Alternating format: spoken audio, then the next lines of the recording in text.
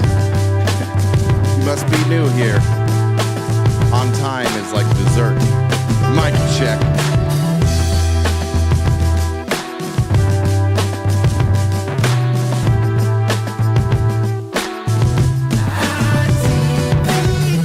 Good morning. Happy Tuesday to each and every one of you. Wow, that is a very dark filter. Come on, lighting. Figure that out. Look like I've been in a tanning bed. That's a little better. My goodness. I don't know how that happened. It'll adjust. It'll adjust slowly, I think. Good morning, everybody. A White Sox hat. Yeah. We're channeling our inner Obama today. I don't actually remember. Somebody sent me this hat. I appreciate that. Somebody from Chicago sent me this hat a long time ago, and I've never worn it because I forgot I had it. And then I opened up a box yesterday that had this hat in it, and so whoever that was, sorry. I think I said who it was the first time, but now I don't remember. Hey, Jen. You didn't remember something? That's surprising. Mm-hmm. You didn't remember something. What'd you forget? You forgot something yesterday. It was so cool. Didn't you? I feel like you did. I don't remember that. I don't think so. But I did appreciate the Instagram reel that you sent me yesterday. I got a reel that was like, send this to one person, and if they bully you, you get $50 million. And I knew that was Jen for sure. Yeah, who would bully you in the first, I think it said 10 minutes. Or just anybody in the chat. It could be. Yeah. That or our friendlies in the chat. That's what you can always count on. Shucket's here. Shucket, do you guys have, is it snowy still in Pennsylvania? What's the weather like in Pennsylvania? Take me to Latrobe, and I'll come to Pennsylvania. I'll have to yell at you, though. God, we can... Did you move the links and stuff? Did you adjust things? Did you touch stuff? Mm-mm. Lies. No. I swear I didn't. I swear. Are they in the vertical? What moved? In the vertical one. What changed? That was you. You centered it. I would never center something. Touch that. I didn't touch. Is it good or bad? It's different, and I'll be all right. Is it good or bad? It's okay. The positioning, I can see it. It's not being blocked by anything yet. We'll see how it goes. Okay. Right. Well, so far, so good. But, I mean, the show was early, so. Well, I didn't do it, but if it's good, I'll take credit for it. Okay. I'll let you have this one. Madeline said we got 33 inches in Door County, Wisconsin. Jesus. That's too many inches. Yeah, there is, I think it's too many. 33 inches. Wow, what do you even do? Is it the city's got to shut down, right? You shut down at 33. Like, I think we had like a family cabin growing up that was up on the back of, like, by Sundance Ski Resort, and we would get that. We would get like up to like 6 feet of snow, but that's crazy. That's almost 1 meter. How many inches are in a meter? I know it doesn't equate exactly. I don't know. We don't do that in 39 inches, 39.37. That's crazy.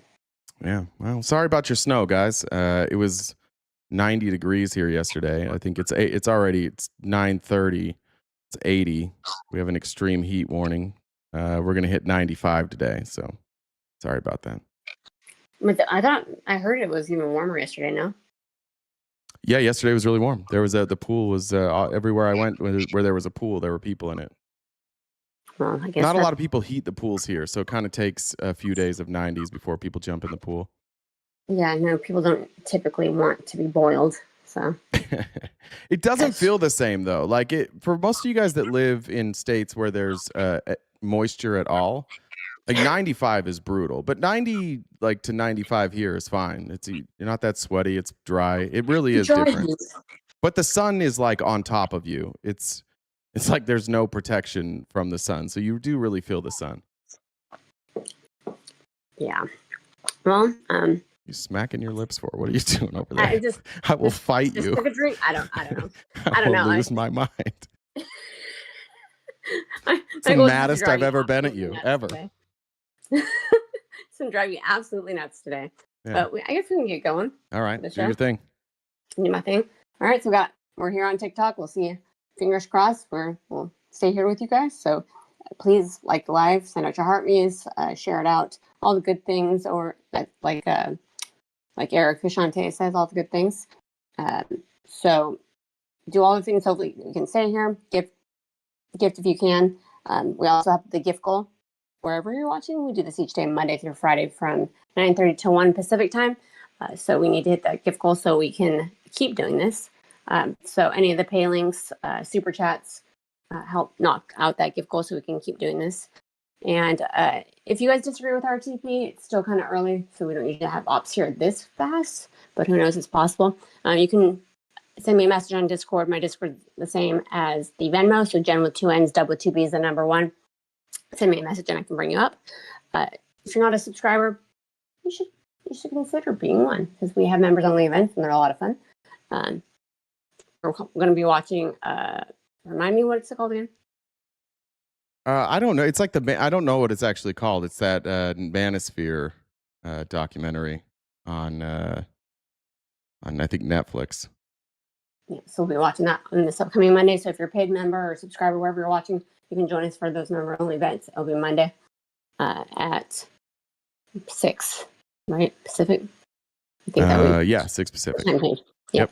All right. And check out the link tree in the bio. We're on most social media platforms. We've got merch. Jay's on Cameo. We upload these episodes to Spotify.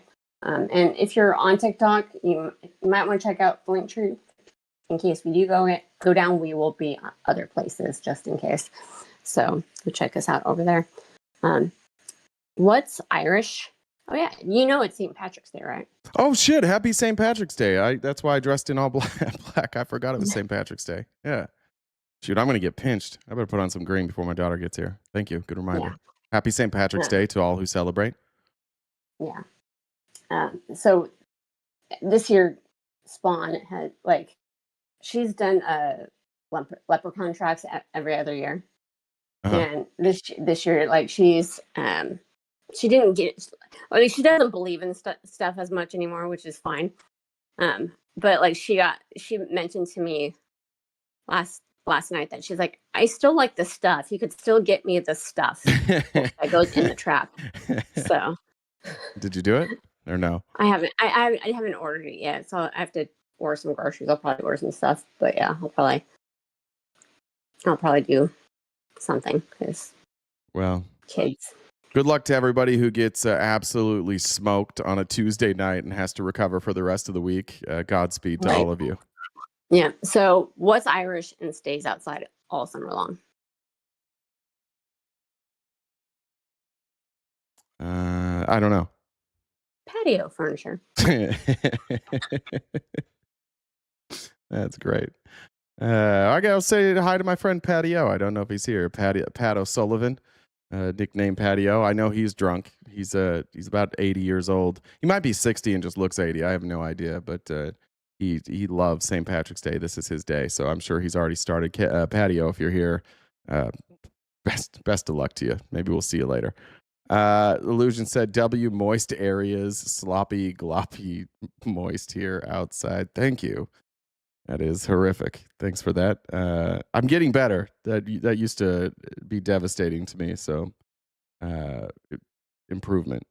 And let me pull up the pay apps here. Here we go. We're good to go. All right. This is I like this creator. I like Corey Creates. Corey, if you're here, thank you for sending this to me. But also, fuck you for sending this to me. In the comments, said this is you. There's no sound here. I'm still convinced that that's not dirt. Why would the dogs have sat? I don't know. But yeah, I pray to it every day. No, I'm just kidding. I don't pray to it. But I did frame that bitch. Here she is in all her glory. I have no idea what this is about. It seems like it's an inside joke. I don't know, but thanks, Corey. Didn't like that one bit. Blue Chew said, I heard you were a micro influencer. Thank you. W Blue Chew. Give us our money. Wouldn't that be amazing if you were really Blue Chew? Has anybody contacted Blue Chew for us yet? I don't know how to do that. All right. I wanted to show you my favorite journalist overseas. and James O'Brien. We talked about him before from the LBC. I just wanted you to see like how they're covering Donald Trump right now. I'm not really going to cover it because it kind of feels like there's more important stories, but Donald Trump is like actively losing his mind. Like he has lost it. He is an insane person. He's in I don't know what it is. Like his brain is just clearly misfiring all the time now. We're just pretending like it's not happening. Like we didn't just spend 4 years talking about Joe Biden stuttering, and now we have to pretend that what Donald Trump's doing is sane. But people outside of this country who don't suffer from the Trump derangement syndrome that our MAGA friends suffer from, they have a different view of this. This is him in the Oval Office. Listen, for the avoidance of doubt, Gavin Newsom is the governor of California and Donald Trump is the president of the United States of America, right? And this happened yesterday. The president of the United States, Gavin Newsom, admitted that he has learning disabilities, dyslexia, everything about him is dumb. So that's... First of all, pot calling the kettle black a little bit there, calling somebody dumb. I don't know why he said any of that, but not President Gavin Newsom. Deranged, right? Here's the classic lie. Other presidents should have done. I spoke to one of the former presidents who I actually like. I actually speak to some. I do like some people. It'd be shocking. And he said, So that would be either he's talking to them in his head, or he's talking to Obama, unlikely, Bush, unlikely, Biden, highly unlikely, or Clinton, maybe.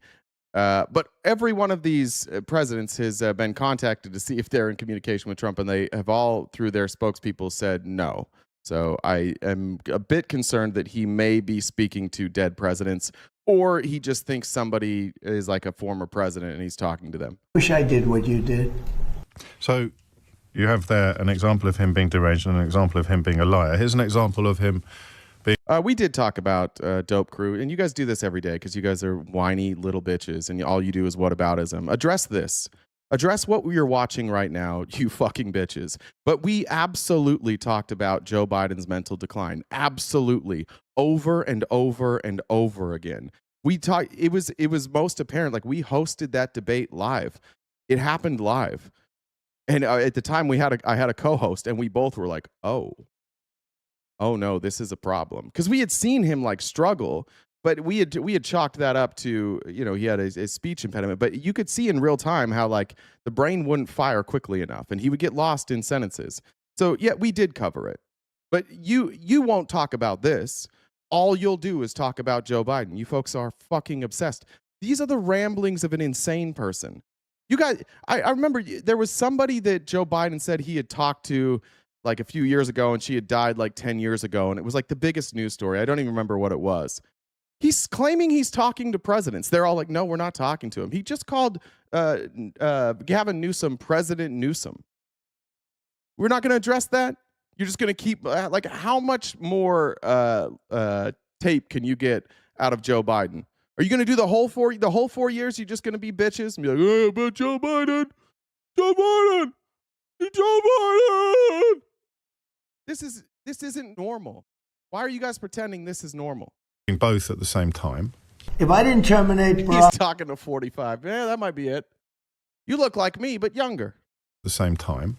If I didn't terminate Barack Hussein Obama's Iran nuclear deal, you would right now, well, Israel would be gone. It would be... Huh? They had 3.6% enriched uranium and a promise to never acquire a nuclear weapon. Now they have 60% enriched uranium, and they have increased the amount of missiles that they have been building ever since we withdrew from that. He's insane. He's lost his fucking mind. And all of you have too. This is one of the dumbest things he said in a while. That makes no fucking sense. That if he wouldn't have got out of the agreement that allowed us to make sure that Iran didn't enrich their uranium past 3.6%, then Israel would be wiped off the map. With what? With what weapon? Or is he thinking like they just would wipe them off like they had a map on the wall? They're like, oh, Israel's gone. This guy's crazy. He's absolutely lost it. And everybody around him, and this is kind of going to be the theme of the show today, Donald Trump is not in charge. He's being used by a lot of people, specifically Israel. He's the only one dumb enough to enter into this war. It's killing his party. It's killing our country. It's killing our relationships around the world. And that's what we're going to talk about most of today, is just how obvious it should be to anybody outside of the cult that Donald Trump is nothing more than a useful idiot who can speak to MAGA. And all you have to do is just throw him a little cash, tell him how great he is, and he'll basically say whatever you want him to say. Incinerated, and probably the Middle East likewise. Deranged and lying there. Then we move on to, I think, mostly deranged.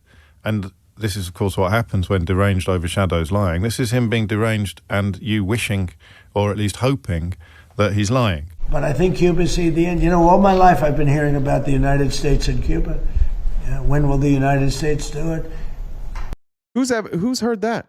I have not heard about, like, nobody's been talking about when will the United States finally take over Cuba. I've been involved in politics, since 2007. I was a Republican back then. Nobody was talking about taking over Cuba. Nobody has ever talked about that. Who's telling him this? Who's telling him that this is what people in America have wanted forever? Whoever's telling him this, can you stop it? Stephen Miller? Rubio? I don't know who it is. We're afraid of Cuba. Why do we have a problem with Cuba? We talked about it yesterday, but do you know, MAGA, why we have a problem with Cuba outside of you think that they're communist? Is that just like that we can kill people now if they say that they're a communist? Yeah, right-wingers talk about it the last couple of days. Suddenly they're very concerned about Cuba.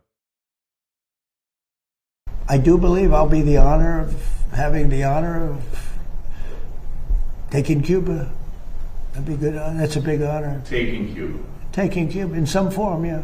Taking Cuba. I mean, whether I free it, take it, I think I could do anything I want with it. Little echo there. I don't know if you picked up on it, on how he talks about women when he is owning up to sexually assaulting them for fun. You can do anything you want when you're famous. So we've got deranged, dishonest, deranged and dishonest, deranged. Here's disgusting. And the Prime Minister is a nice man. I think he's a very nice guy. He says, well, I'd like to ask my team. I said, you don't have to worry about a team. You don't have a team. You're the Prime Minister. You can make a decision. Well, I have to speak to my people. I said, you don't have to speak to anybody. I mean, off the top of my head, people you might want to consult before undertaking a war like that would include your military and your lawyers. But Trump doesn't get it. I don't know whether that goes under deranged, dishonest, disgusting, or all three. Yeah. Amber, I see the message you sent to Jen. I don't know my login for Instagram, so I only have it on my phone, so I can't pull that up while we're here. So I apologize for that. Hack says, does anyone else think that President Trump talked about bombing Iran was the 45th? Yeah. Amy also said, even then, Biden was fact-checked and still more on point than Trump. True. Yeah, that's a good point during that debate. Biden might have struggled with his words, but at least his words were real. At least they were honest. At least they were factual. Trump just lied that whole time. But that's America for you. Like, it's all optics. The fact that Trump appeared to be more in control of his faculties made him more appealing to Americans. Nobody cares what anybody says in a debate, ever. Trump's lying is so sloppy. It is, and it's gotten worse now. Like, he has no attention span, and he's not very quick on his feet anymore. So he can't come up with good lies on the spot. And he accidentally tells the truth a lot. Like right then when he's just like, I can do whatever I want with Cuba. I can just do whatever I want. Since when? Since when can we just do whatever we want? I mean, I guess you always can. We have the military. He endorsed Jake Paul. I forgot. I saw that. Jake Paul's not even running. Didn't Jake Paul renounce his citizenship? I thought he renounced his citizenship. Am I wrong about that? That's great. That's great. That's what we need. We need Jake Paul in office. Who is it? Who was it that Oh, in Texas, Mark Teixeira. Did he wind up winning his primary? The baseball player? That Trump just wants like famous people. Does anybody know if he won the primary in Texas?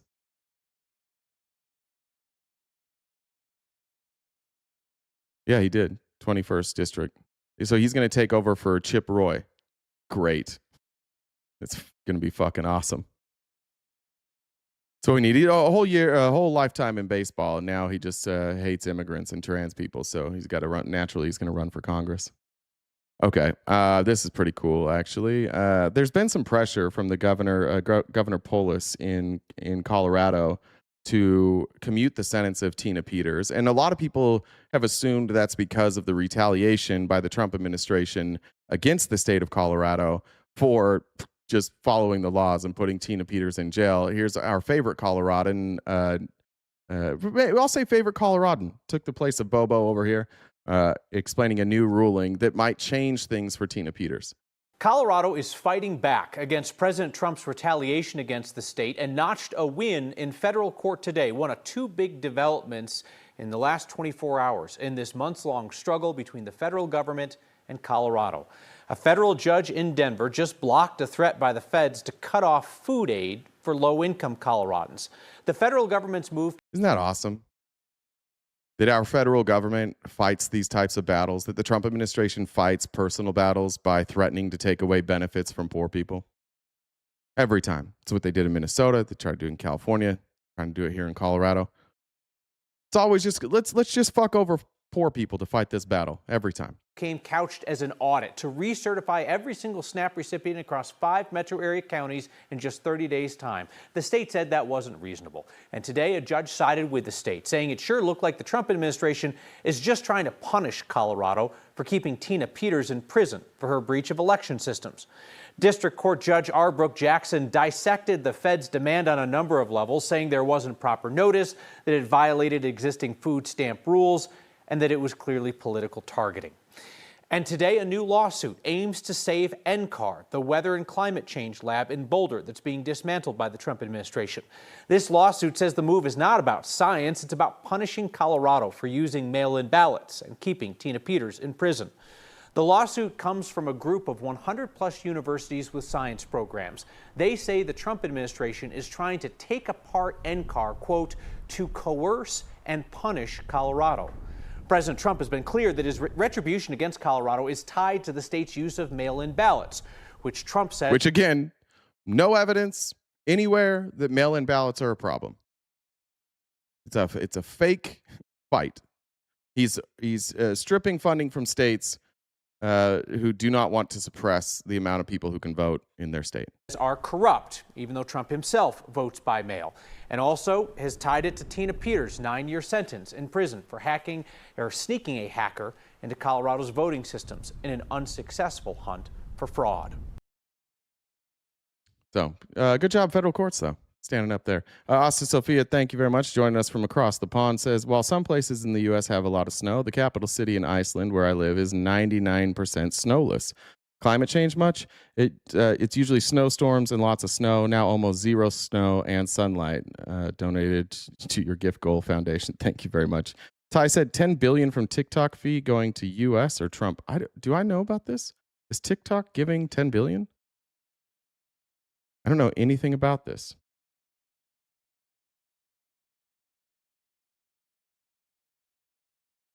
Is that a thing? Holy shit. Yep. Is Trump administration set to receive $10 billion fee for brokering the TikTok deal? Let me find one that's not behind a paywall. That's New York Times.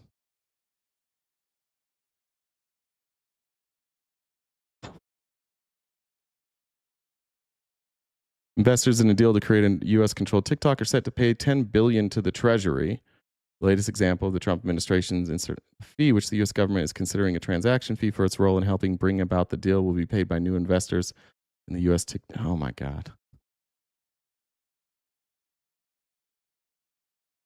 New investors paid the Treasury roughly $2.5 billion of the fee when the deal closed in January. They plan to pay the rest fee in an additional set of payments One of the people said the investors include software giant Oracle, MGX. I think they meant MGK, and Emirati investment firm, and Silver Lake, another investment firm, which each own about 15% of the company. I mean, I guess whatever. If it's going to the Treasury, I guess it's fine. But that's crazy. What a deal! How much? How much was the TikTok sell?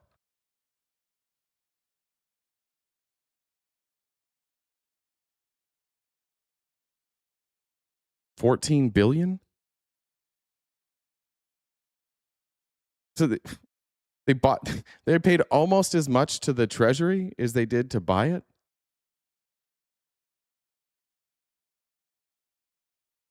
What in the world? Why would they do that? Let's make TikTok as relevant as True Social. I'm almost never on TikTok anymore. I can't stand it.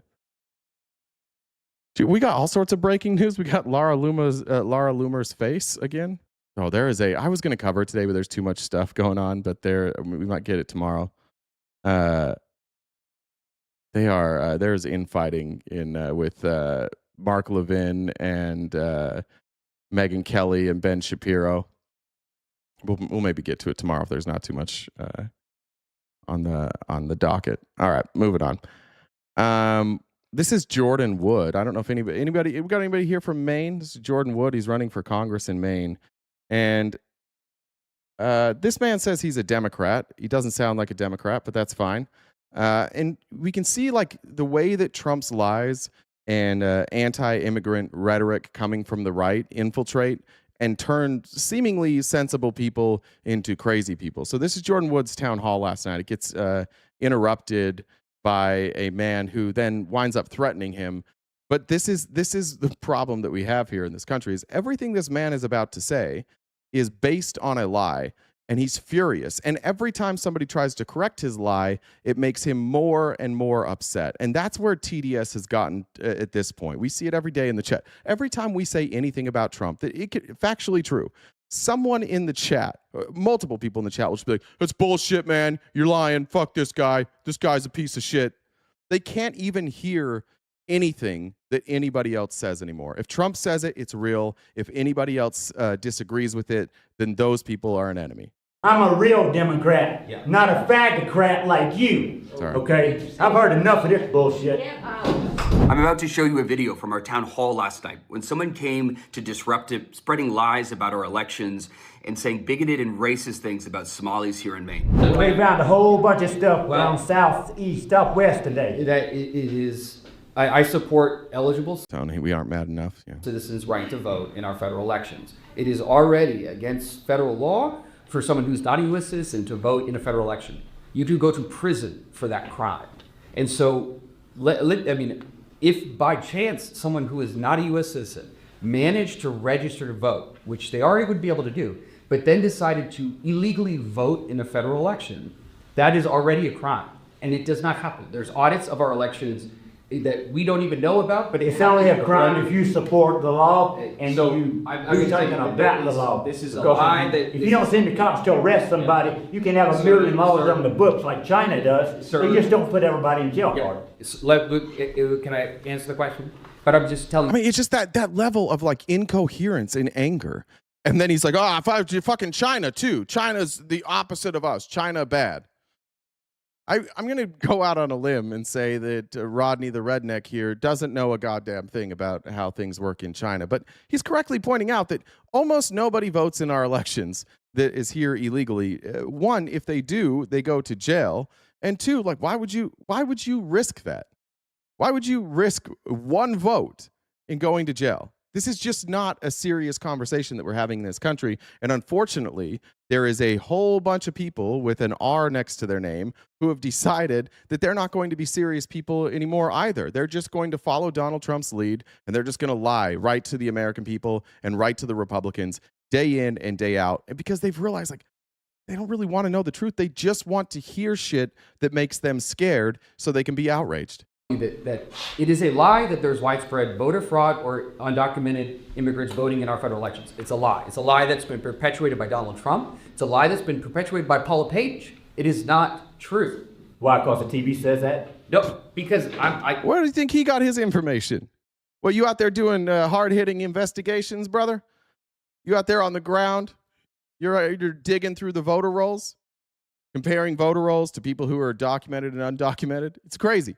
Like that's the dismissive part. Everything this guy's saying is true. Everything Jordan Wood is saying is true. But in the MAGA mind, it's just like it closes. It's like, no, what? Somebody told you that? No, yeah, that's the law, dude. You could just read anything. I know. That's all about the Democrats now. But we know your gang, brother. But let me just say, gang, brother. There's on the election front. That is. I do not support undocumented immigrants voting in federal election. But it also is against the law, and it's not proper. It's not happening. But your second point, I'm born and raised in Lewiston. The way that Donald Trump. Yeah, great point, to Dallas. Prove it isn't true. That's all of them.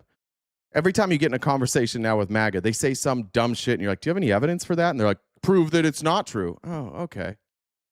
It's been used a bunch of times. I don't remember who. I think it was Sam Cedar that I saw it first. He was debating a libertarian, and he was just like, when did you stop hitting your wife?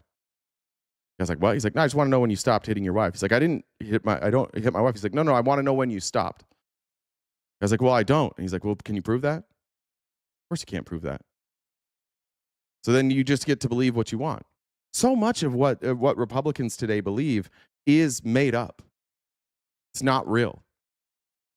Like the ramifications of that are going to go on for a very, very long time. It's not going to end when Trump leaves. Like, it might get a little better, or they might realize that this is what the American people want. They just want to be willfully ignorant and angry. And you might get somebody like Trump with some charisma who's able to continue this. It won't be J.D. Vance. But, I'm trying to think of what Republicans talk about that is real. What is it that they're afraid of that's real? Great replacement theory is not real. The idea that people are voting illegally isn't real. The idea, apparently, the fact that there was an imminent threat from Iran isn't real. Is there anything you guys believe that is real? And others are using. Yeah, there it is. Let's talk about trans people every fucking day. What Democrats believe in, a man can be a woman. No, we don't. We don't believe that. We believe women are women, and trans women are women, and a man is a man. See, we don't even believe that. You can't even shape our argument correctly. How can we take you seriously if you make our argument something else? You have to dumb it down to how your brain works in order for your argument to be valid. But literally everything you believe isn't real. This Somali refugee and asylum seeker population it is just simply racist. It is not. There is no evidence to what they are claiming about this community. And it is a community that, we are the whitest state in America, but we have welcomed in refugees and asylum seekers, and they are a very important part of our community, and they have been bullied. And Trump is not new. 20 years ago, I went to a demonstration as a child of my parents because a group of neo-Nazis had come to Lewiston to have a hay rally selling Somalis to stop coming here. We had 5,000 people come to the Peace March, and 10 people went to the neo-Nazi rally. This is who we are, and there's a reason for it. And it's will not let this community be so attacked for racial purposes. It's just not. It's not true. Look at all the dogs like the haircut they're at. I am a Democrat, by the way, from Louisiana, and I'm a Democrat in Maine from the 1965 era. Rayburn era. Look that up in the freaking book, and you'll find out who I am. I'm a real Democrat, not a faggotcrat like you. There we go. I've heard enough of this bullshit. Y'all can go to hell or put your head back in the fucking sand. Have a nice day. The crash I'm not out. finished with you, jackass. Okay. But he left, so we don't have to listen to him. Yeah, that's what we're dealing with. And look, if you think that guy's right, to Republicans here, like, wouldn't you think that one of your leaders at some point would have a fucking answer that made any goddamn sense? Here's Mike Johnson, and I don't know if you'll be able to hear the question very well. So the question that's asked by the reporter is that the president has said that the Save America Act is his #1 priority. Can you give me one, not two, not three, fucking one example of fraud conducted in a previous election? Just one, please. That the Save America Act is his #1 priority. Yeah. When making the argument to Democrats to vote yes for this, because it will require Democrat votes to pass, can you give for me one example of fraud conducted in a previous election that the Save America Act would? Look, we're not going to litigate all that. I can tell you what I'll tell Democrats. You should listen to the American people. Ostensibly, we're supposed to come here and represent the interests of the American people. This is a 90-10 issue in public opinion polling, and Democrats agree that you should be a citizen and have a photo ID to vote at a tune of about 70%. So there's no argument that you shouldn't do this. If they want free and fair elections, if they don't think fraud should be a problem, then they should vote to enforce federal law. It's already the law, as you know. Whoops. What was that? To enforce federal law. It's already the law, as you know. Oh. I'm not going to give you any examples, and it's already the law. What are we doing it for? Why are we even talking about it? Because Trump wants you to talk about it. No, it's already the law that you have to be a citizen to vote in American elections. So then what's the SAVE Act for? Because it's not about voter ID. But this good reminder, everything that I show on everything I show here on the live stream is available in our Discord. Free to join our Discord. If you'd like to join the Discord, message JenDub1. It's the same as the Venmo username. You can message her, and she will get you an invite to the Discord, and you can hang out there, and you can get links to everything we have on the show every single day. I don't know who's doing it today. Nobody so far. Well, who is doing it today? It doesn't show a name. Whatever mod is doing it today, thank you very much. Doesn't show me who's doing it today. All right. Now here's Anna Paulina Luna, because they're just going to keep running with this over and over and over again. And they're going to do exactly what Republicans always do. They're going to lie about, one, what this act is about, and two, about what the argument against it is.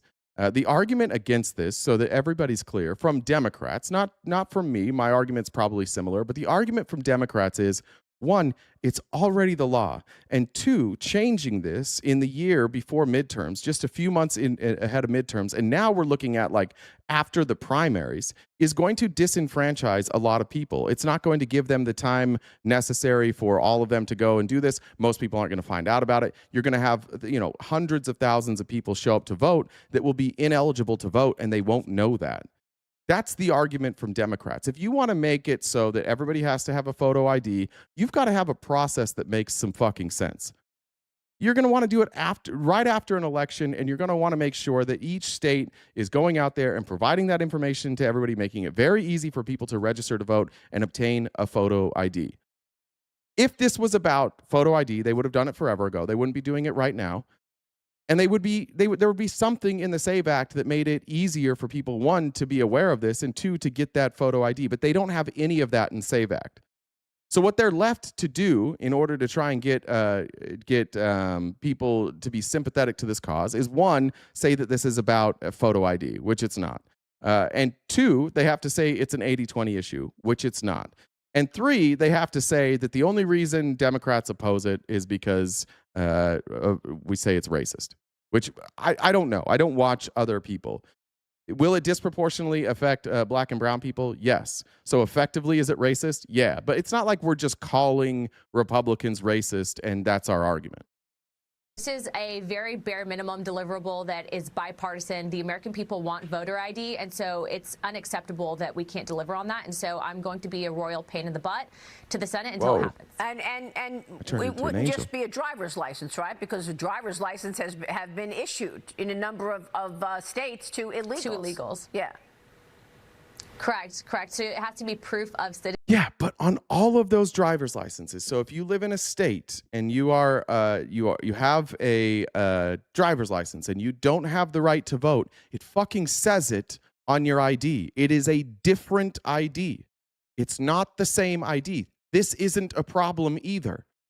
And I would assume that both of them know this. Anna Paulina Luna likes to play a dumb person, but I've seen enough of her. Like, she's not dumb. Maria Bartiromo, smart enough, but doesn't do her own research. Somebody else does it. But they must know that. They must know that those IDs in other states specifically say that you cannot vote. You can't use it to register to vote. Citizenship. And it's also crazy, Maria, because when you actually hear the debate from Democrats on this, they're saying that, minority women and, minorities as a whole and veterans can't get these proof of identification in order to vote. Look, I check all 3 boxes. I have had no issues getting, proof of citizenship to vote. And so we're definitely excited. I don't know what those boxes are. Like women, she's not married, so it doesn't apply to her. When we talk about women, it's about people who have changed their last name, so that doesn't apply to her. Minority women, it's not just all minority women.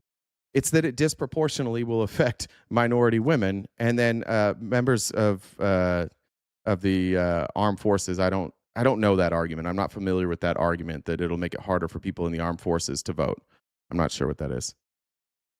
You'd rather have undocumented immigrants drive without license? Yeah. Get them a license. To take on these arguments. Well, one viewer wrote to me yesterday. She said, Maria, people need to understand that you have the proof of citizenship once, you get your birth certificate, and then you get a voter ID card. Then you're in the city. You're in the system, rather, as far as... Well, explain it to me, Billy. Explain to me how this would... Of course you're not. Guys, we're going to stop this. Billy's going to explain to us how the SAVE Act will make it, what the claim is that it'll make it harder for veterans to vote. I actually kind of believe, I believe that there's something there. I just don't know what it is. So Billy's going to tell us here, or else Billy's going to get the first 5-minute mute. We didn't mute anybody yesterday, or at least I didn't. So Billy, I'm going to need you to answer that question. What is it that the claim is that it will make it harder for veterans to vote? Go ahead, Billy. We'll wait. How's everybody else doing while we're waiting for Billy? Billy's not going to have anything. Billy. Psst. Psst. Billy. Billy, you were sending out like comments every 5 seconds, and now suddenly you've gone quiet. How come this happens every time? If you're new to the show, welcome. We do this regularly. There's a handful of people here who beg for attention every day, and when we give them the attention, they get really, really quiet. Where's J-Sex? Toker, help your boy out. Help him out. He doesn't need to look this stupid. You guys can, any of you Republicans, you can answer the question. No? All right, Billy, you got 10 seconds. We're gonna go 10, 9, 8, 7, 6, 5, 4, 3, 2, 1. Okay. Next time Billy comments, one of you mods, will you give him that 5-minute mute, and maybe you can go look some shit up, Billy. Stephenson said term limits for the Supreme Court and Congress, and also term limits, ranked choice votes, no Citizens United. Everyday Insanity, thank you very much for the gifted subs there. I appreciate that. I need to update the gift goal. Alfredo said voter rolls are the fail-safe. I have to be there to vote.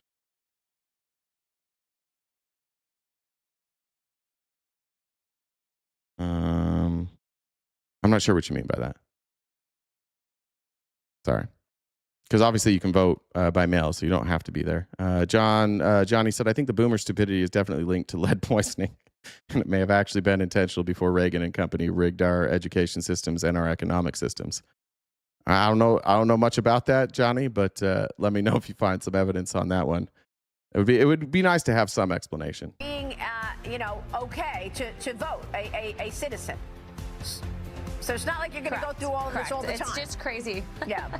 Congressman, thank you. We'll be watching your work on this. They know they don't have answers. I loved Ted Lieu this morning. Ted Lieu came out after a hearing, and here's what Ted Lieu said this morning, which is just unequivocally true and shows the stupidity of this Republican act, the SAVE Act, which is just a voter suppression bill. Undocumented immigrants voting in elections, that is an infinitesimal problem.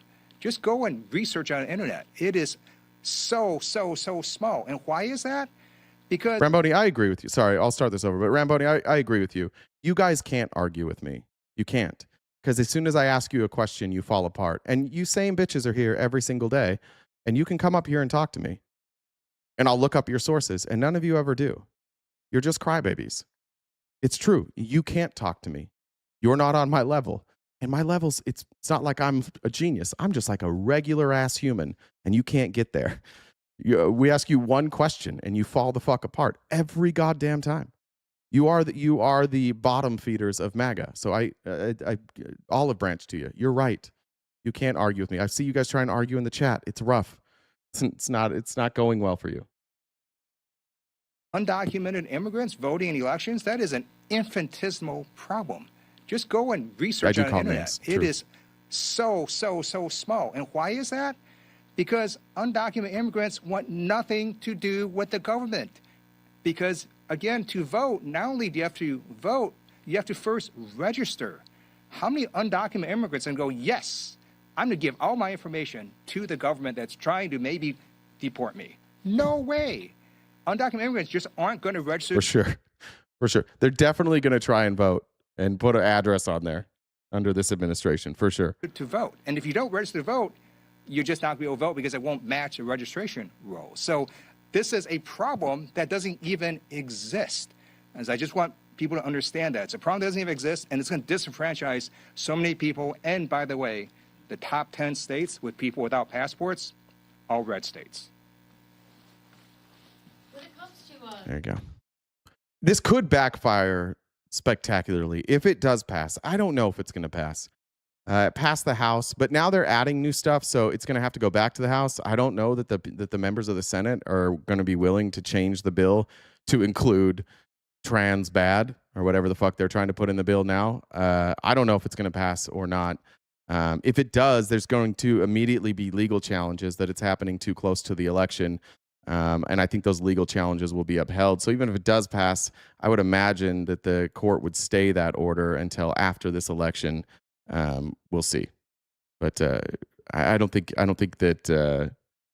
I mean, they have to get rid of the. I think they had to undo the filibuster for this one, which I just don't see Republicans willing to budge on that one, especially knowing the midterms are coming up. This would be absolute suicide, political suicide for them.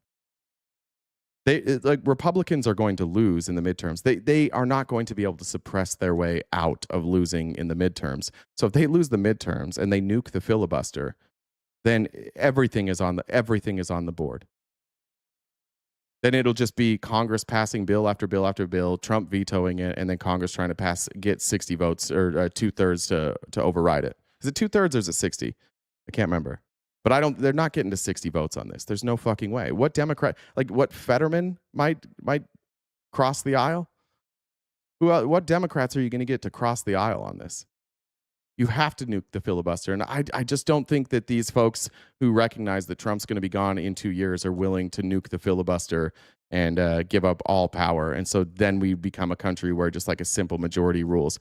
I don't actually hate the filibuster, honestly. I would love to get rid of the filibuster. I think that opens up other parties. I think that opens up independence. I think that opens things up for like ranked choice voting. I don't really have a problem with ending the filibuster, but I think that the people in power definitely have a problem with ending the filibuster. It's 2/3. Thank you, Ak. I couldn't remember. 2/3 to override a veto. Is it? Let's look it up. I think it's 2/3.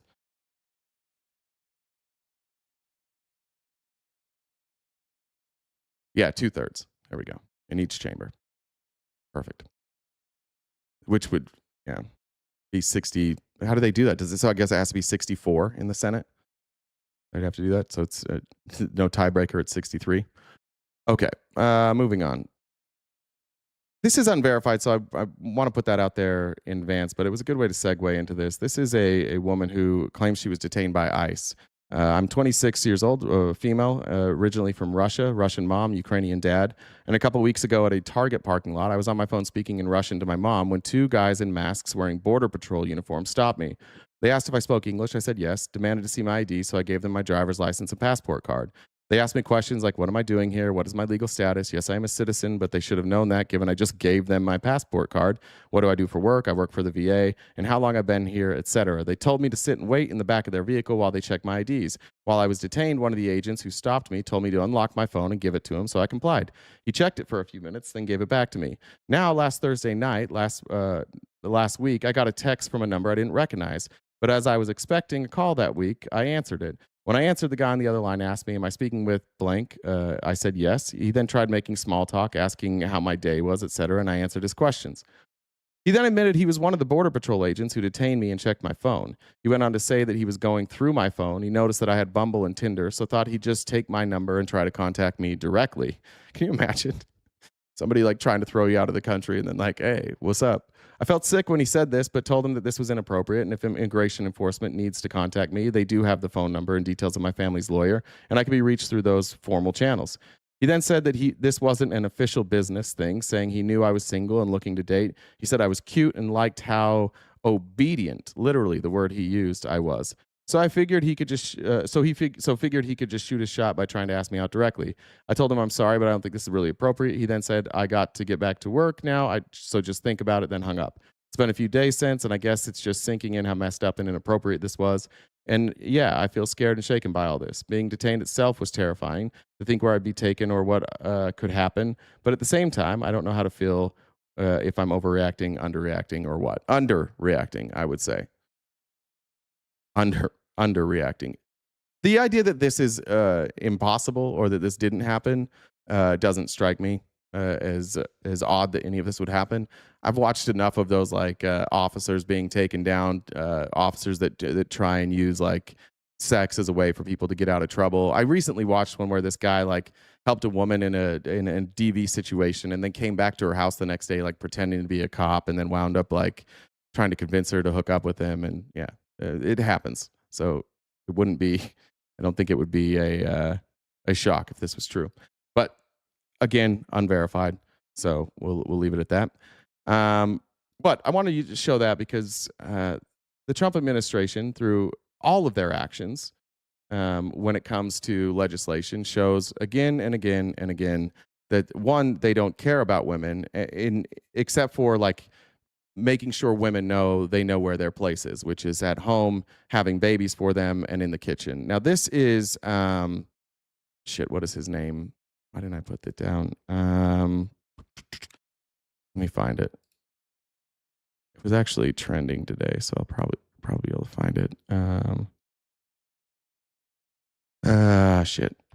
He works for the Heritage Foundation. He's one of the authors of Project 2025. Does anybody have his name here?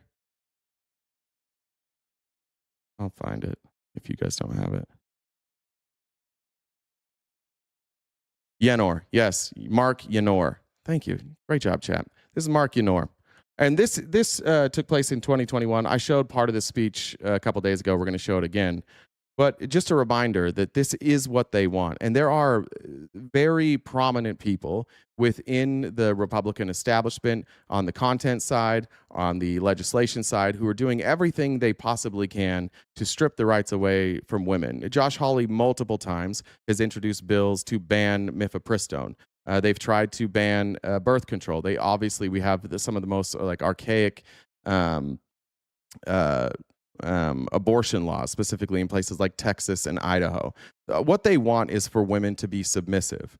They really, really don't like how women are allowed to have their own opinions and make their own choices. And that's going to be the next little bit here. And as we get into the show today, remember that the theme here is that Donald Trump is a puppet. And one of the puppet masters, there's a lot of puppet masters, but one of those puppet masters is the Heritage Foundation. They literally have written his entire agenda.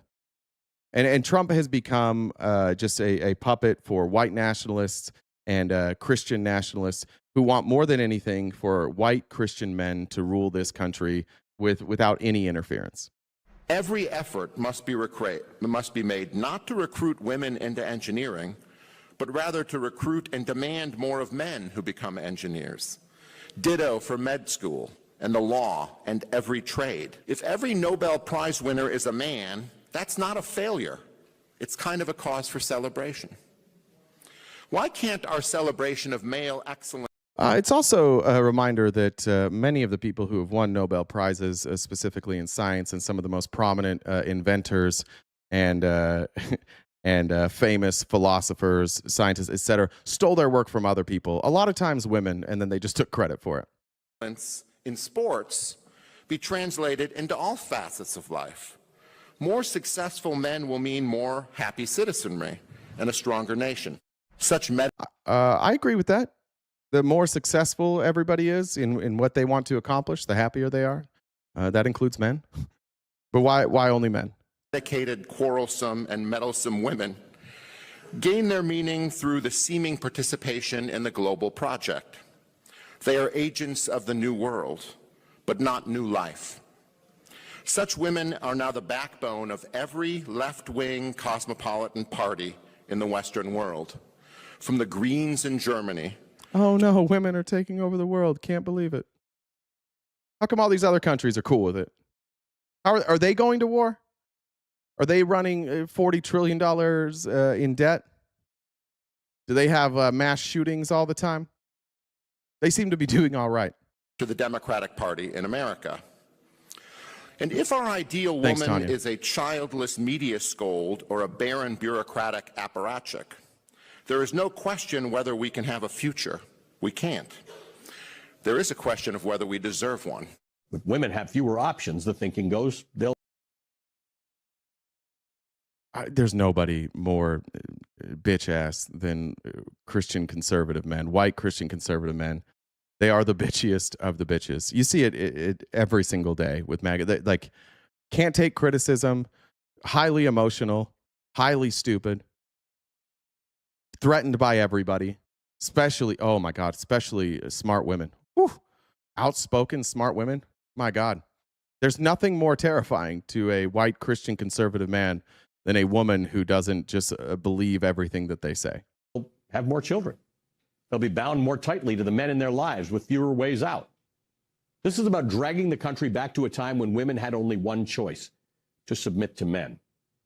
Project 2025 has already shown us how quickly the far right can move their ideas into government policy. And the architects of these plans are not fringe figures. They are inside the administration. The CIA director, John Ratcliffe, the FCC chairman, Brendan Carr, Trump's border czar, Tom Homan, the SEC chair, Paul Atkins, the trade advisor, Peter Navarro, and Russell Vogt, one of the chief authors of Project 2025, who now runs the office that oversees the federal budget. The men behind this draconian vision are already in power.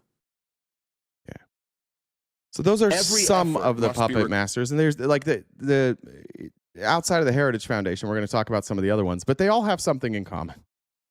They all think that genetically they are superior, and they all want women to not be able to make any decisions for their own or for themselves. What's really sad, and I'm used to dipshit men like this. They come in and out of my life, unfortunately. And they're around, and I pay special attention to those dipshit men because I have a daughter who I don't want believing that because somebody is a man, she has to listen to them. So I'm keenly aware of dipshit men. They're easy to spot. If you ever need help, you're thinking about dating somebody, and you're trying to figure out if this person is just a dipshit a conservative man hiding in a costume, let me know. I can identify them very quickly. I can help you with that. Perhaps we should do an entire members only event, and you just bring like, is my boyfriend a dipshit, and we'll go through that. But that I'm used to. That makes me sad. That makes me angry. But I understand it. What I don't understand is people like Pearly Things and these like anti-women content creators who just hype up like men really should be the ones that are in charge. I think it was like the Good Liars. They had that lady that's like, I won't vote for Hillary because they're more hormonal and emotional, and they'll start a war just because they're on their period. And it makes me sad. This is Rachel Wilson. This is Andrew Wilson's wife. I'm not surprised that Rachel Wilson has these opinions that she's about to share on the goddamn Joe Rogan podcast, because I've heard Andrew Wilson speak, and I know what Andrew Wilson thinks the role of women should be. So no disrespect as far as like their marriage or their relationship or whatever, not even personal disrespect. This makes me sad. This feels pathetic. And I don't know what her story is. But I know whatever her story is led her to be married to a piece of shit like Andrew Wilson for over a decade. And that sucks. If you find yourself saying, you know what, I'm just going to marry a man who thinks that I shouldn't have the right to vote, that sucks. Whatever led you to that person, get some therapy and see if you can undo that. Also, why the fuck is she on Joe Rogan? Why in the world is Rachel Wilson, who I had never heard of until that one content creator got Andrew really upset about his wife, never had heard of her.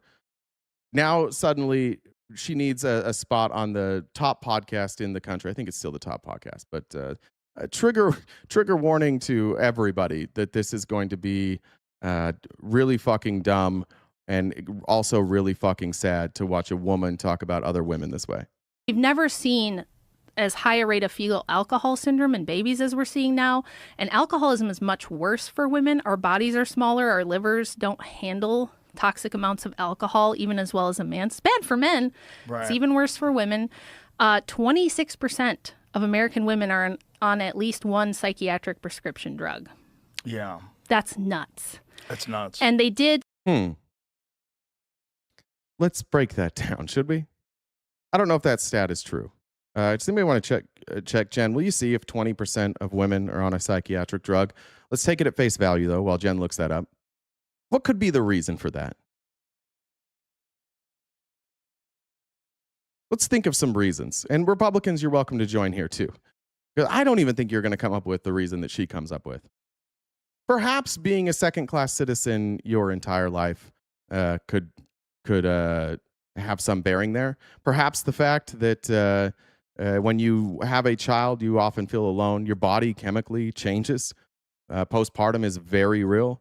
It's not something that men understand. And perhaps being around a bunch of people who say, toughen up, just smile more, whatever, drink more water, just exercise, it'll go away.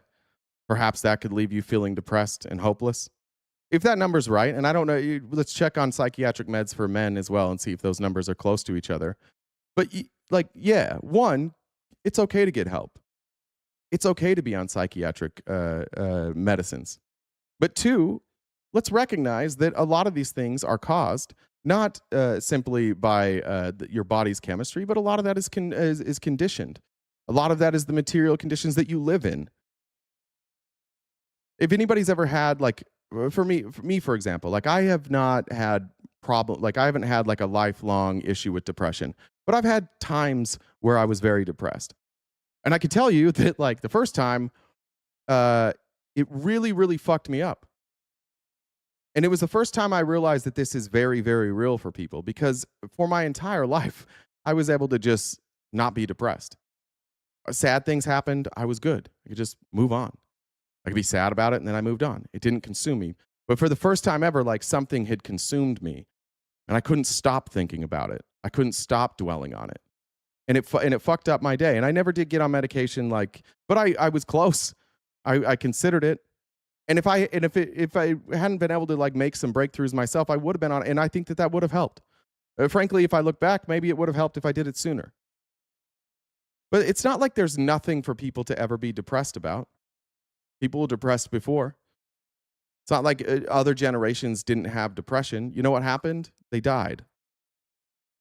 You know what depression does to you? Just chemically?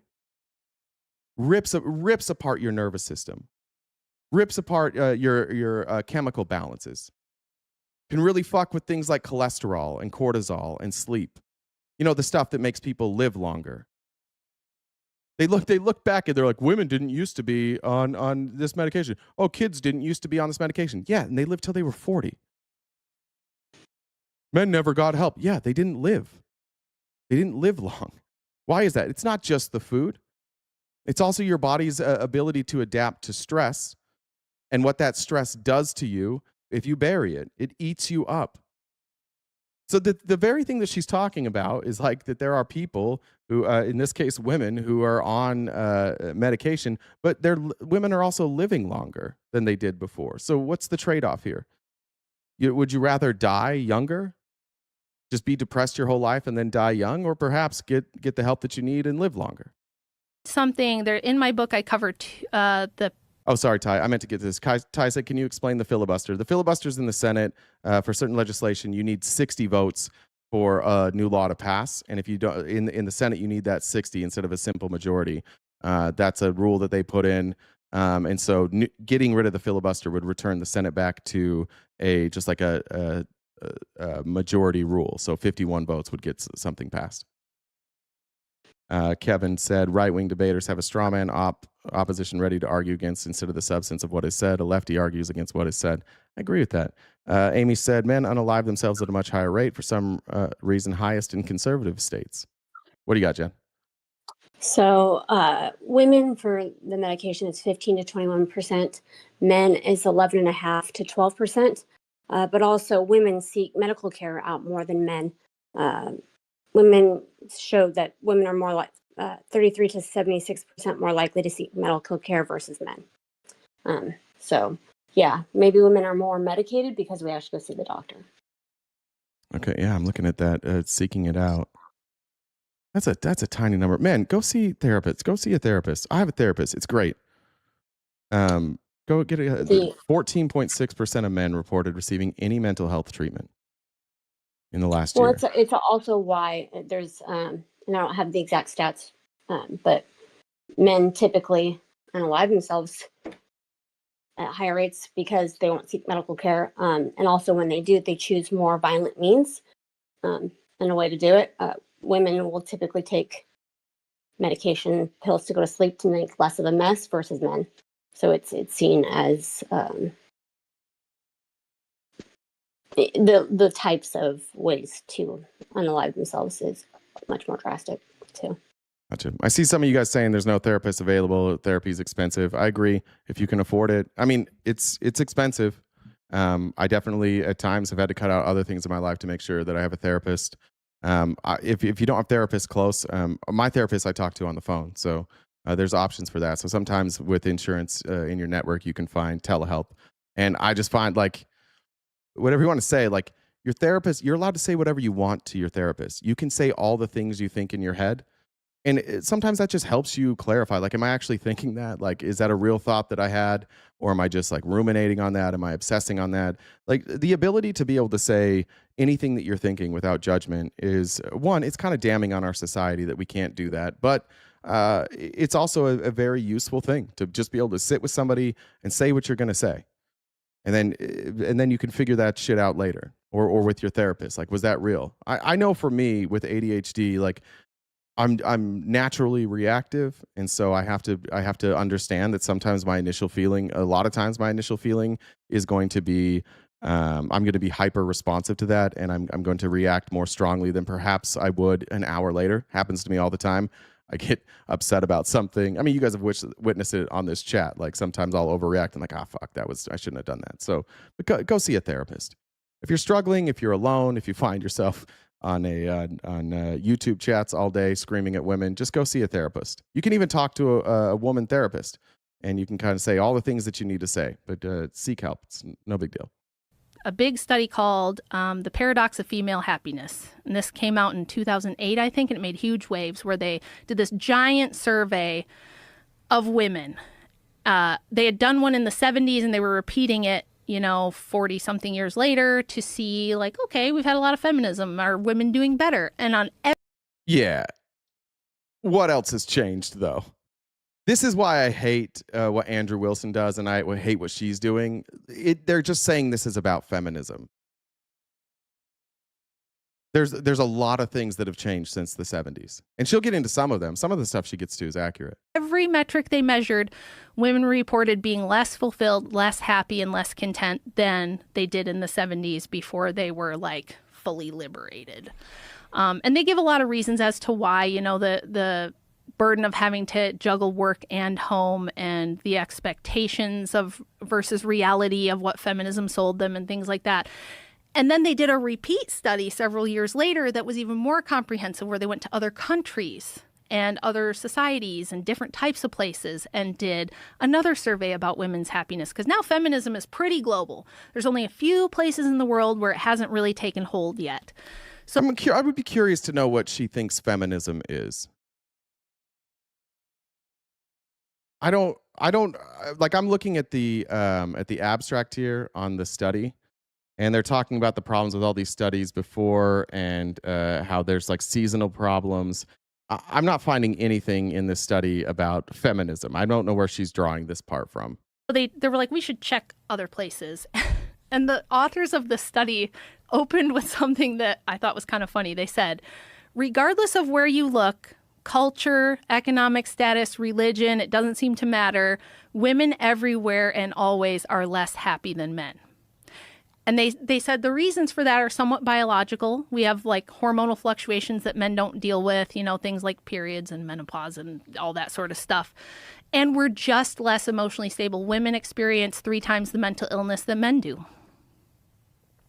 One of the things they say here, we show for the first time that there are significant variations by month regarding whether males are happier than females. For example, in the UK, women are less happy than men in January, September, October, and November, but happier in March. In the remaining 8 months, there are no gender differences. How come why do we think she didn't bring up the seasonality there?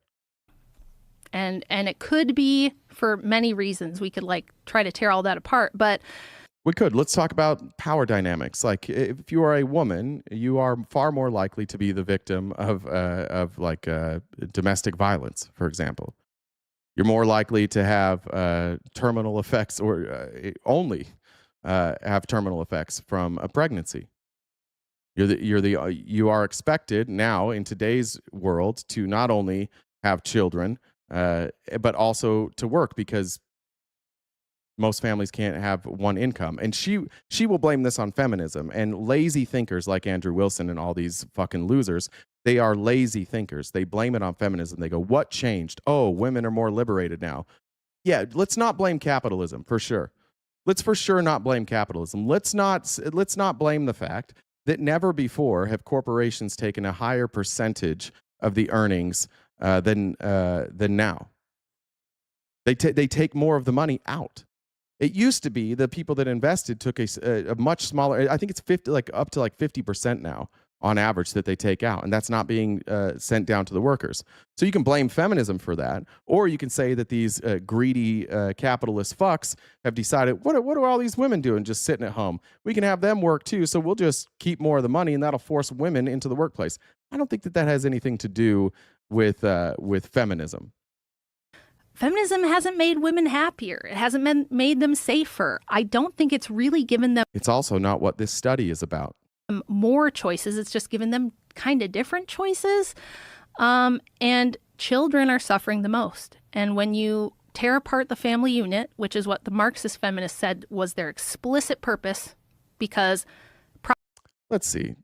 Does anybody know the quote she's talking about that Marxist feminists said that their specific purpose was to tear apart the family? Property rights are passed down through men. Men, build businesses and own properties the most and pass it down to their kids. So they're like, we got to get rid of this fatherhood stuff. Nope. Patriarchy is what they're talking about there. They need to get rid of the patriarchy so that women don't have to be tied to men so that they can have property rights. That's not tearing apart the family. That's tearing apart patriarchy. This guy Fox says, should we be asking her husband for her opinion? He'll tell you. He'll just scream at you. The patriarchy, we got to get rid of the family unit, especially like the Leninist ones where like Lenin should be the daddy. The government should be the daddy because... Sorry, I'm not a scholar on Lenin, but I don't remember Lenin saying that the government should be the daddy. These arguments, where's the fucking pushback from Joe Rogan? We're not gonna ask one goddamn question, Joe Rogan. When did Lenin say that the government should be daddy? Not one pushback there, that she just accurately described what the women actually wanted to do, which was tear down patriarchy so that they could have the same rights as men. And so they didn't have to be, they didn't have to count on a man to have any value. No pushback from Joe. Yeah, and you see that with a lot of socialist-leaning cities, where they want the state to be in charge of things like decisions, whether or not a child can medically transition. Yeah. No, Joe. That literally doesn't exist. Joe shuts the fuck up until he's like, wait, I can talk about trans people. This is a great opportunity for me to sneak in my hatred of trans people. That doesn't happen anywhere. This thing that Joe's talking about. Like, tell me what city this is in. Because and you see that with a lot of socialist leaning cities. Which would be, what's a socialist leaning city? New York? Is it New York City? Because they elected a democratic socialist. What's a socialist leaning city? They want the state to be in charge of things like decisions, whether or not a child can medically transition, that kind of shit. Yeah, no state has that. All 50, there's no state that has that. We said, like, remember that everything Republicans believe is just a lie. It's a flat out lie. This entire conversation with no pushback is just a bunch of lies meant to shit on women. Yes, all that stuff. It's all there for reasons, which are all detailed in the book, but it's basically a scam. And I feel like women have been grossly misled. And oh, you wrote a book? Why'd you write a book? What was it? What was life like? Did you have rights before you married Andrew? I think she had been married, maybe married twice before.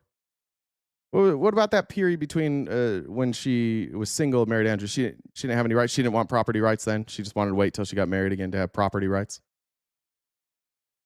This is like the griftiest of grifts. What is she doing on a podcast? Go home, be in the kitchen. Isn't that what you guys are supposed to do? Stop sharing your opinion, please. Horribly propagandized to believe a whole bunch of shit that's not even true. All right.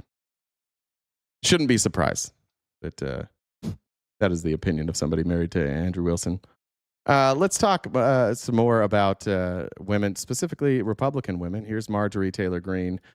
I might have showed this yesterday. I don't remember whether we did or not into the Epstein stuff. But even here, Marjorie Taylor Greene has done and said some batshit crazy things, including that there were Jewish space lasers that caused forest fires. And that was no problem for Republicans.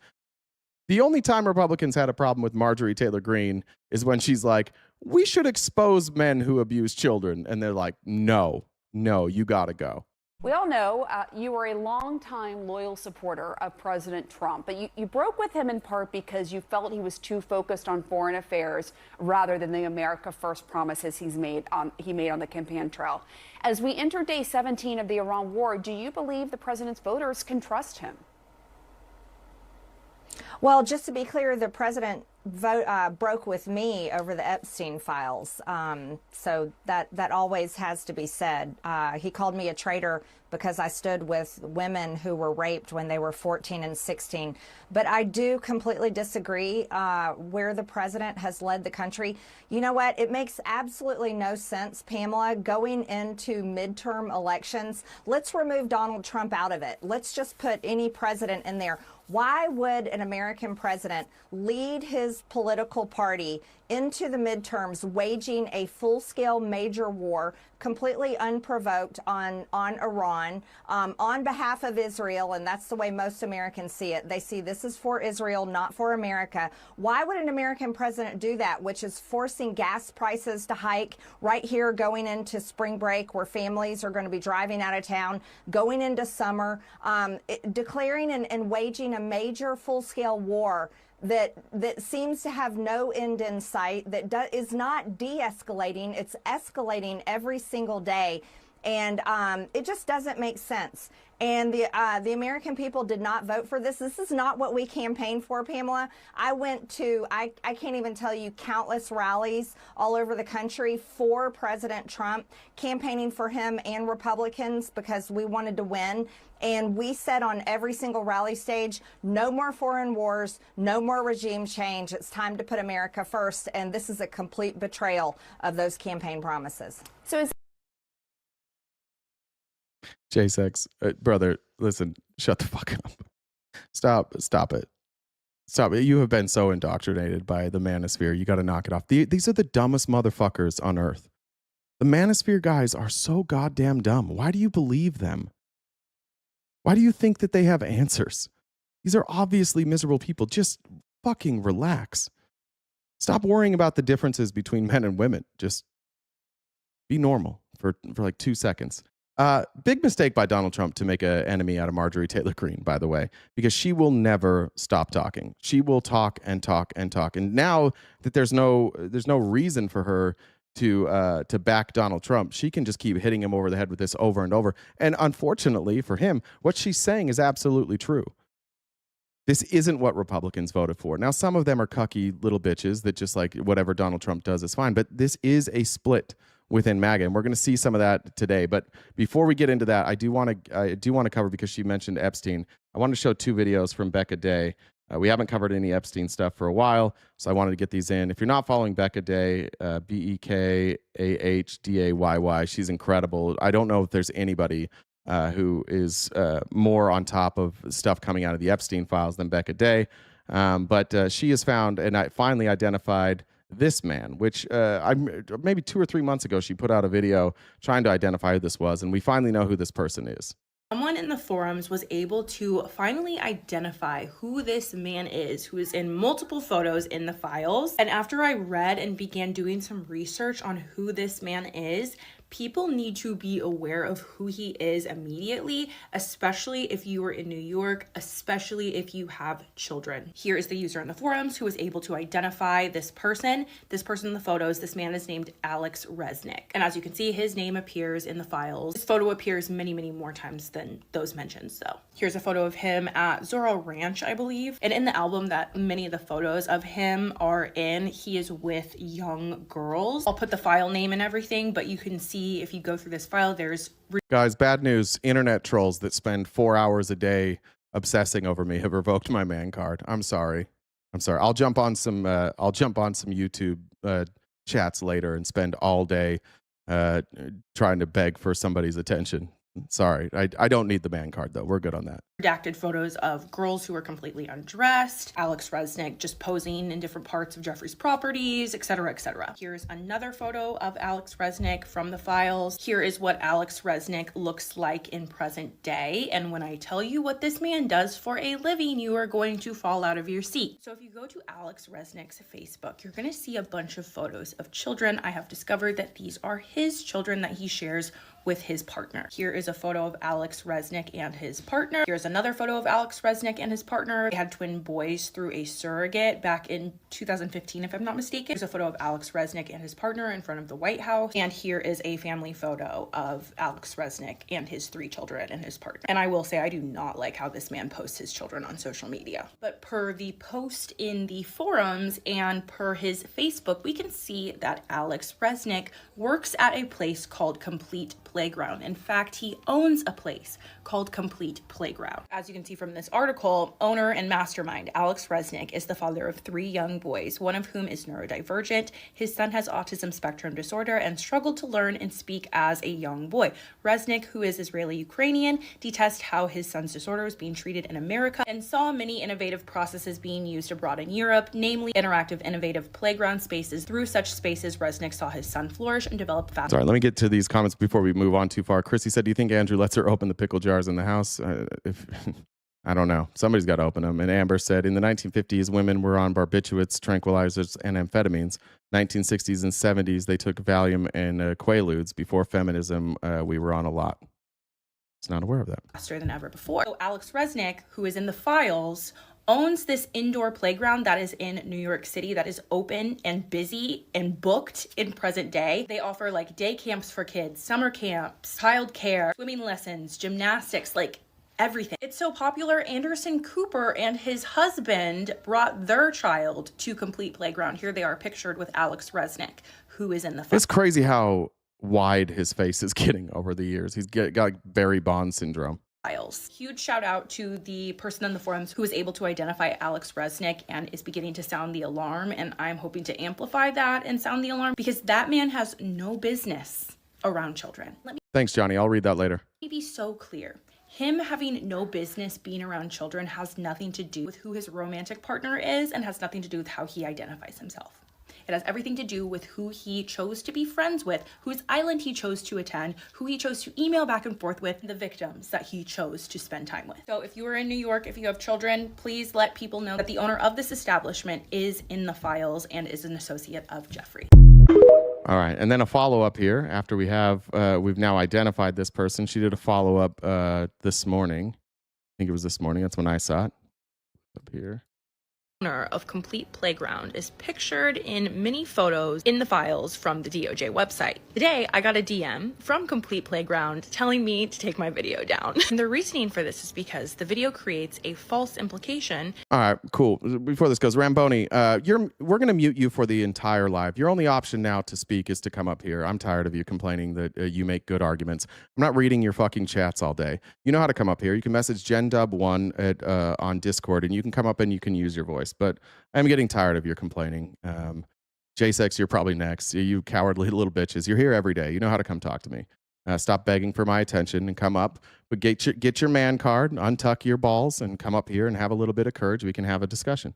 That Alex was involved in criminal activity Mods, can you connected take care to of that? Jeffrey. Now, if you recall from my last video, I did not accuse Alex of victimizing anyone. I simply stated factually that he was an associate of Jeffrey. He is pictured with victims on the DOJ website, and he appears on Jeffrey's flight logs traveling to his island. And in present day, he owns the largest indoor playground in New York City. And I responded to them, letting them know that I would clarify even further, yet again, that I'm accusing Alex of being an associate of Jeffrey. And I also shared with them that I would be sharing the resurfaced public reporting that Deepak Chopra, yet another close associate of Jeffrey's, has been a client of Alex Resnick since 2002, as Alex Resnick also works as a personal trainer, deepening the association between Alex Resnick and Jeffrey's network. Here's the name of the article if you guys want to look at it yourself. Here is more of my response. You can pause to read. Here's more of my response. And I even offered to share a statement on behalf of the company or Alex Resnick. And I even asked them to outline each statement that they believe I said was false so that I can address each of them. So let's make everything crystal clear.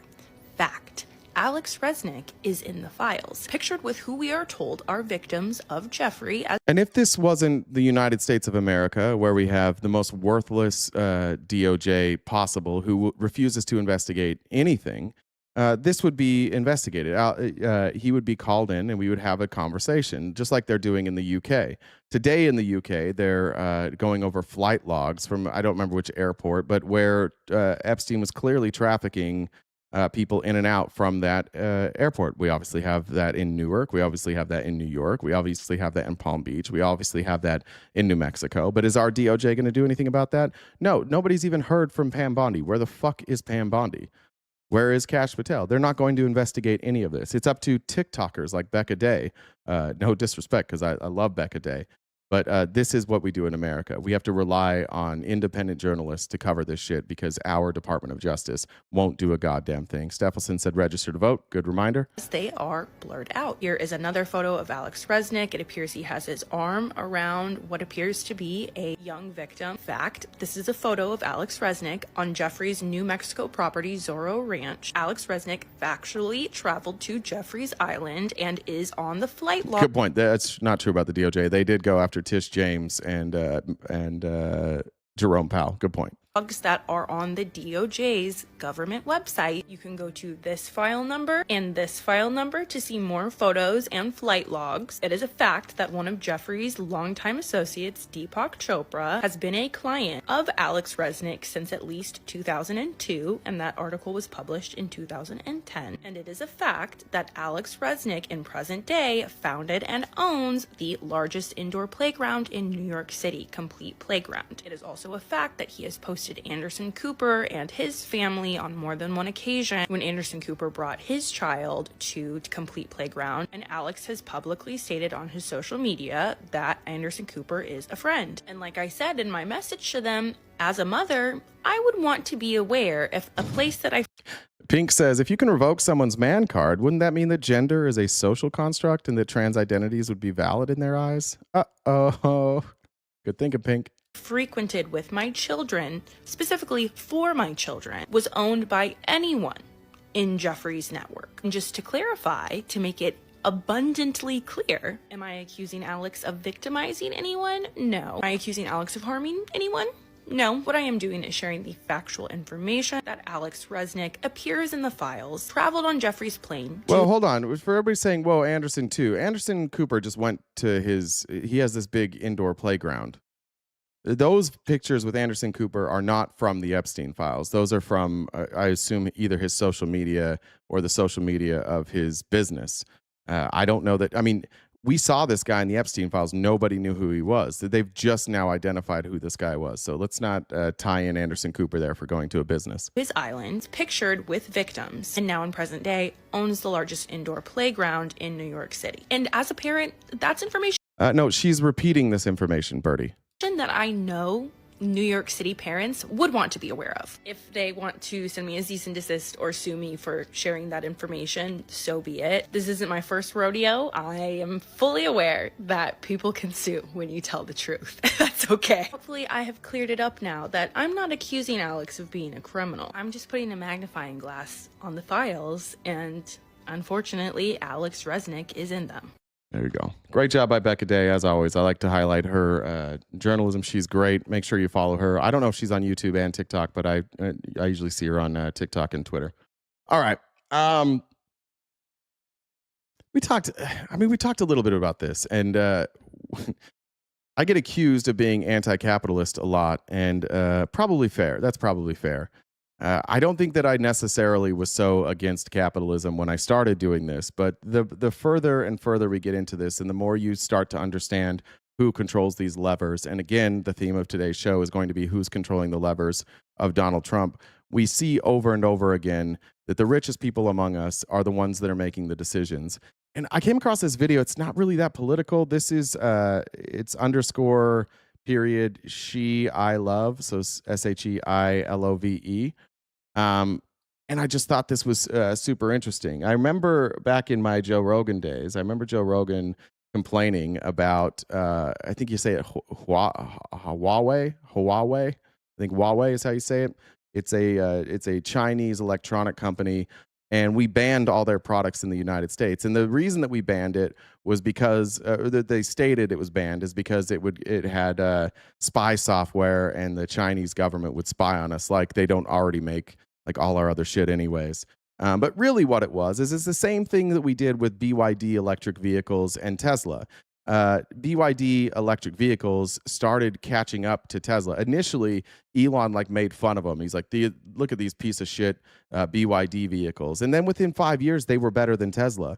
And so the Biden administration actually put 100%, I guess not a ban, but 100% tariff on BYD vehicles. Why? Because they were way cheaper and they were better than Tesla. And so we had to protect American manufacturing. So that's why we don't have BYD vehicles here. It's also why Tesla is struggling in any country that has BYD vehicles. They should have been honest about why we got rid of the Huawei electronics. The truth is they're better and they're innovative. And the difference between the consumers here in the United States versus the consumers specifically in China is that they expect new innovation. They expect cutting edge innovation. And this kind of, honestly, when I watched it this morning, it was the first video I saw. It kind of fucked me up because I just realized that we talk about how amazing our technology is, and it is, but just recognizing how we've been duped into consumerism and how we've been duped into accepting virtually no upgrades on certain things, but then being required to upgrade. This is just a really interesting video on how American capitalism, which is now just crony capitalism, has forced us all into this endless cycle of having to buy pretty subpar electronics compared to what exists out in other countries. That appear to be unrelated. I'm going to speed her up a little bit too. Ready for this? I doubt you are either. This is a Huawei MateBook Fold, okay? And when I saw it, I was like, ooh, MateBook Fold, that looks really fun. And I'm like, okay, detachable keyboard, love that. Yeah, Japan's very innovative too. How awesome is that? Sometimes your computer's here, you want to be over here. Great. Then he opens it. And I was like, it's all screen. And I'm like, this is gorgeous. This is stunning. This is beautiful. And then he brings up a keyboard right here on the screen on the bottom here. And I'm like, oh, okay. So you've got two different styles of keyboard. I mean, that's just a MacBook. They've stole the whole software design too. And you can see how quickly it's operating. Mac's not going to do that. Keyboard. Very cool. I thought that's awesome. And then he does this. And I'm like, no, please don't tell me that. Yep, there it is. Kickstand. Right there. Mm-hmm. Now you have a portable PC. Not just a laptop, but a portable PC. Stay with me. Now this one I'm going to skip because it's hard to see. So this is an Iranian man who has gone back to Iran after living in England for 15 years. Says, I regretted it. One day I wished to immigrate, but another day I said, God, take me back to my country. If I tell you what they teach in their schools, you'll lose your life. You lose your children. You lose your life. They want your children for themselves, not for you. Family has no meaning there. You're talking about England. You have a father, a mother. You want to see your children. They just want you to work for them. And in the end, you'll have nothing left. If your video is broadcast, the hypocrites will identify you and harass you. Keeps going. There we go.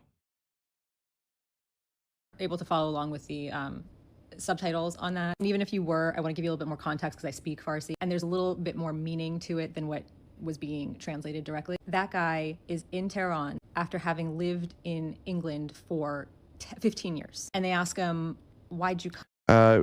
Boz 8, those communist countries are so innovative. Well, there are no communist countries. Let's clear that up. But people regularly call China communist, and they are far more innovative than we are. Come back. And he said, I regretted it. There is no life to live there.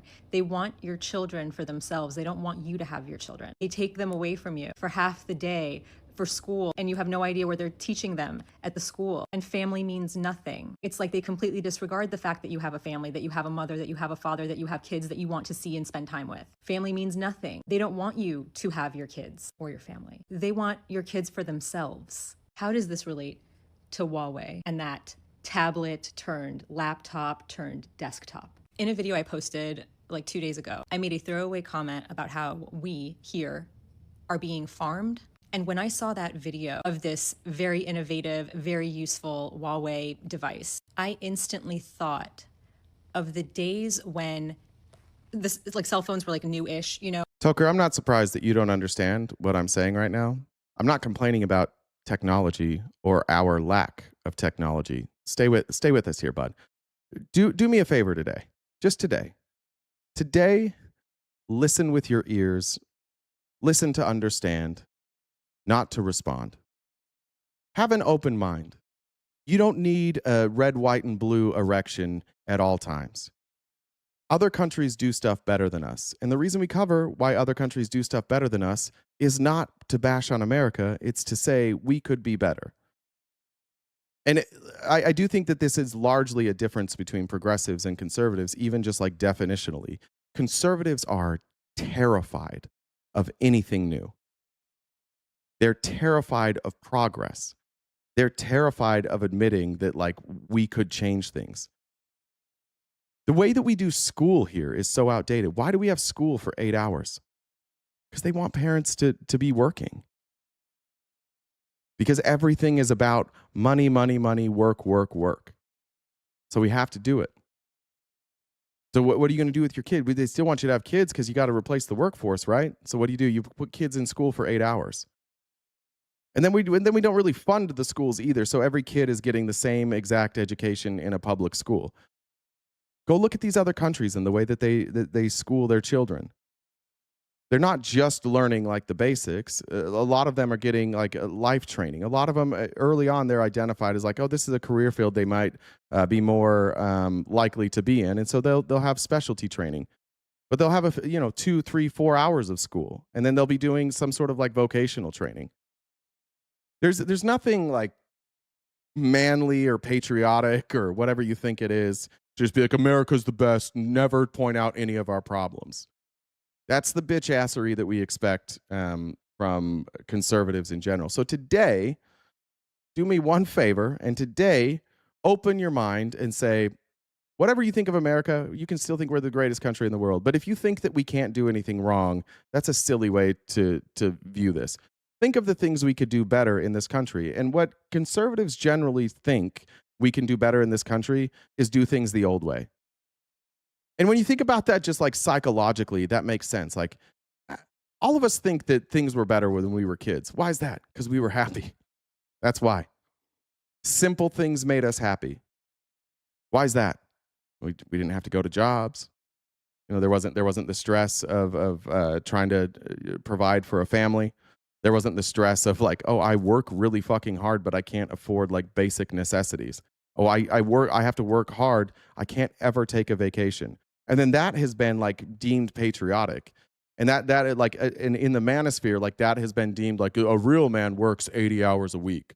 A real man will work all week to put food on their family's table. I have a lot of friends that were like this. I was in an industry where like wealth accumulation was like the number one thing. Like it was all about like, what can you do to accumulate wealth? And I remember this one guy, I really respect this guy now. He left the industry, but it was a friend of mine named Corey. And I worked for Vivint, which is like they sell solar, but they sold alarm systems. And so in Utah, where I grew up, if you are above the age of 18, at some point somebody has tried to convince you to do what they call summer sales, which is door-to-door sales, like alarm sales. And it can be extremely lucrative based on how many you sell. You sell an alarm system and it's on a contract, you can make anywhere from $300 to like $800 per sell. And so there's guys out there that are doing, and I say guys because it's almost exclusively male dominated. But there were people that go out and 4, 5, 6 sales a day. And they do that 6 days a week. And they do it for 4 straight months. And so I remember this guy, Corey, he had left law. He had a law degree, and he decided that he didn't want to practice law because he wouldn't make as much money as he could make if he was selling door to door. And this guy would wake up at 6 o'clock every morning before his family was awake. He had 2 kids. His wife was out there too. He'd wake up at 6 o'clock. He would get in his workout. He would go and he would work. And then we had like a meeting at like 10:30. So he would actually work before our meeting. Then we would have a meeting. Then he would go out and work. And he would be out there till like 10 o'clock at night. Didn't even bother him if he was knocking on somebody's door at 8:30, 9:30 at night. He was going to go out there every day and he was going to make his sales. And he made a lot of money. A lot of money. And everybody wanted him to work for their company. He was always being recruited. They'll give you signing bonuses. They'll give you cars. They'll give you overrides on other people's sales. And after like a few years, he just quit. And he didn't tell anybody why he quit. And I ran into him like 5 years later. I was like, what are you doing now, man? He's like, oh, I'm actually an attorney. I was like, oh, just out grinding? He's like, no. He's like, I made so much money. I never saw my family. Never.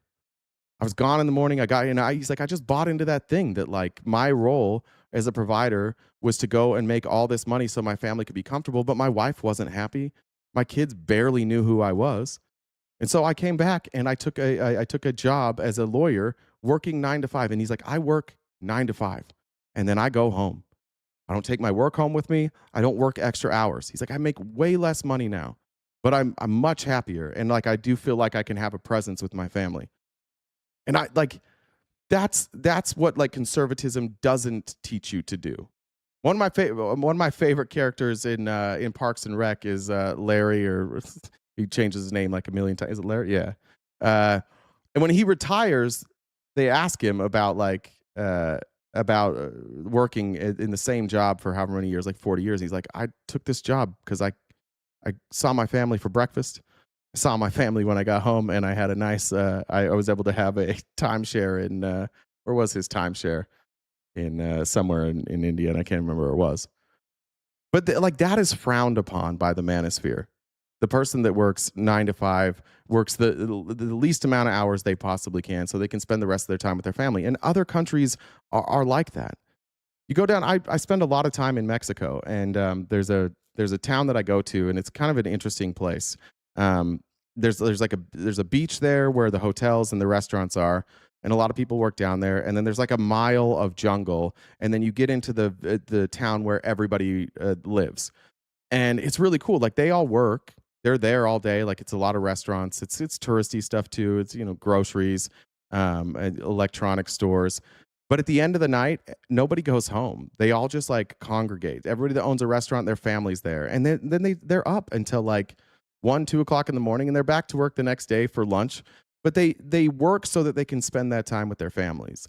And these people don't have a lot of money. Most of them don't have cars. They don't have iPhones. They don't have all this shit. But I can legitimately say that being there is a much happier feeling than being where I'm at now, where it's go, go, go, go, go. And this type of stuff, like it eats away at your soul. And the soul of America has been ripped out by capitalism. And we keep blaming it on everything else. We blame it on feminism. We blame it on empathy. We blame it on wokeism. But the reality is, like, our souls have been sucked out of us by capitalism, to the point that, like, even people who believe in souls, who believe in church, like, your churches became capitalist. The most successful preachers that you know of, why are they the most successful? They make the most money. They're really fucking rich. Like it's taken every industry. I live in Arizona. Some of the people making the most money now are running charter schools. They found a way to suck money out of the government and run charter schools, and they have these, throw your kids in uniforms, have everything be very strict, and then goddamn, these teachers you don't even have to hire teachers with degrees. Just run a charter school. We've completely abandoned the development of our population in favor of capitalism. Early 2000s, late 90s, and you had so many options. And so, when you got a Nokia, you get these fun cases for it, these fun little things that dangle off of it. And it pretty much meant that you were a college student or a high school student. You could get a Razor, you could get a hot pink one, or you could get a black one that's more serious. You get a Sidekick. No, they don't, Billy. Oklahoma and Arizona have more charter schools than any other state, and they are ranked number 49 and 50, respectfully, in education.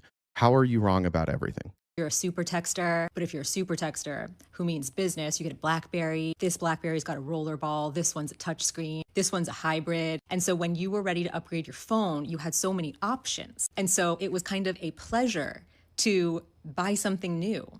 What do we have to look forward to? I just got the newest iPhone, and it is exactly like my last iPhone, which was a 14 Pro. I got the 17 Pro Max just so that it could be a little bit different, but then it's exactly the same. There is no joy in it. There is no joy in consuming, but they're going to make you continue to consume without any joy. Because if you keep your phone for too long, they're going to zap it to where it's completely useless and you have to buy a new one. You know what I mean by zap it, shorthand, but you know what I mean. I had my last MacBook Pro, the first one that came out with the finger, with the Billy, just so you know, when you say private schools and charter schools have better testing, it's because they take rich kids who have access to more stuff. And their parents are likely to be more educated. The most likely indicator of your child's success in school is the parents, not the school itself. So what you're talking about now is just classism. So when the schools that only take the wealthy kids who are more likely to have educated parents, when you're able to separate those out, then the other schools do worse and the charter schools do better. Yeah, Billy. But still, how are the states with the most charter schools 49th and 50th?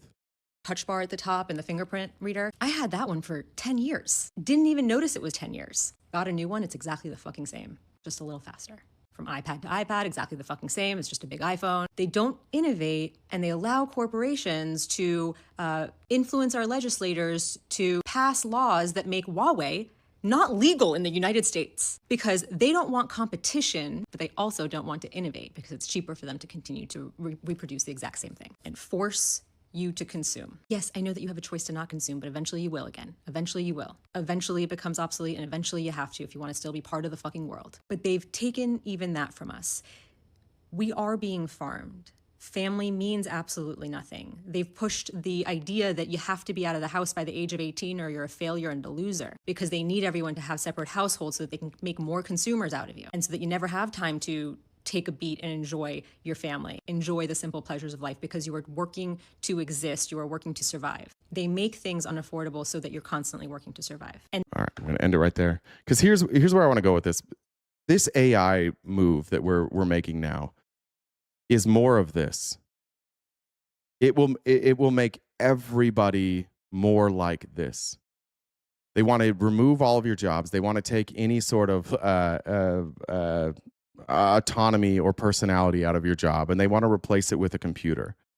And we should be far more concerned about this than we are. Bernie Sanders is raising the alarm, which means that conservatives will just immediately ignore it, and they'll beat off to their Elon Musk poster, and they'll beat off to Peter Thiel, which he would probably like. And it seems like a handful of people in Congress are willing to talk about this, and it's always the same people in Congress who are willing to talk about this. The ones that don't get a bunch of super PAC money. This is a letter to Pete Hegseth from Elizabeth Warren from, I think, a couple days ago. She said, I write regarding my concerns about the Department of Defense's reported decision to allow Elon Musk's XAI to access classified systems, despite concerns raised by multiple federal agencies, including the NSA and the GSA. We should be alarmed that a private citizen who has already shown that they will not protect our data. They've leaked Social Security information when Elon was in charge of Doge. Russia certainly hacked our information. Members of Doge were taking sensitive Social Security information, putting it on thumb drives, and admitting that they planned on using it at their next job. They planned on using it for the company that they worked for. So that's a legitimate concern that we should have here. Grok, the controversial AI model developed by XAI, has provided disturbing outputs for users, including giving users advice on how to commit murders and terrorist attacks, generating anti-Semitic content, and creating child sex abuse material. According to recent reports, the National Security Agency conducted a classified review and determined Grok had particular security concerns that other models didn't. I'm concerned that Grok's apparent lack of adequate guardrails could pose serious risks to the safety of U.S. military personnel and to the cybersecurity of classified systems, especially if Grok is given sensitive military information and access to operational systems. I write to request that you immediately provide information on how DoD plans to mitigate these potential national security risks. Why the fuck would we be using Grok? Where are the guardrails here? Why are we using Grok? Because Anthropic said, we're not going to let you use our system if you are going to use it to surveil American citizens and create death drones that don't have user input, where they can make the decisions on who to kill on their own. And Anthropic said, those are our two bugaboos. Those are the two things you can't do. And the military's like, sorry, we're not doing it. And then they said, like, we're actually now going to have litigation against you. And now we're going to try and destroy your company for not bending the knee.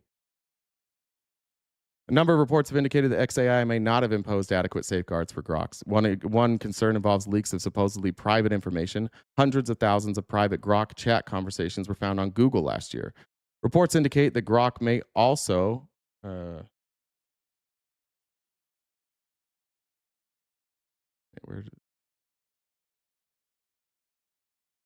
The missing part may also be... Am I missing a page here? Oh, there we go. More at risk of malicious cyber attacks by U.S. adversaries. Wall Street Journal recently reported that people who have reviewed Grok in the government setting said that recent testing shows the chatbot is more susceptible than other models to data poisoning, in which manipulated, biased, and inaccurate data corrupts the underlying data sets.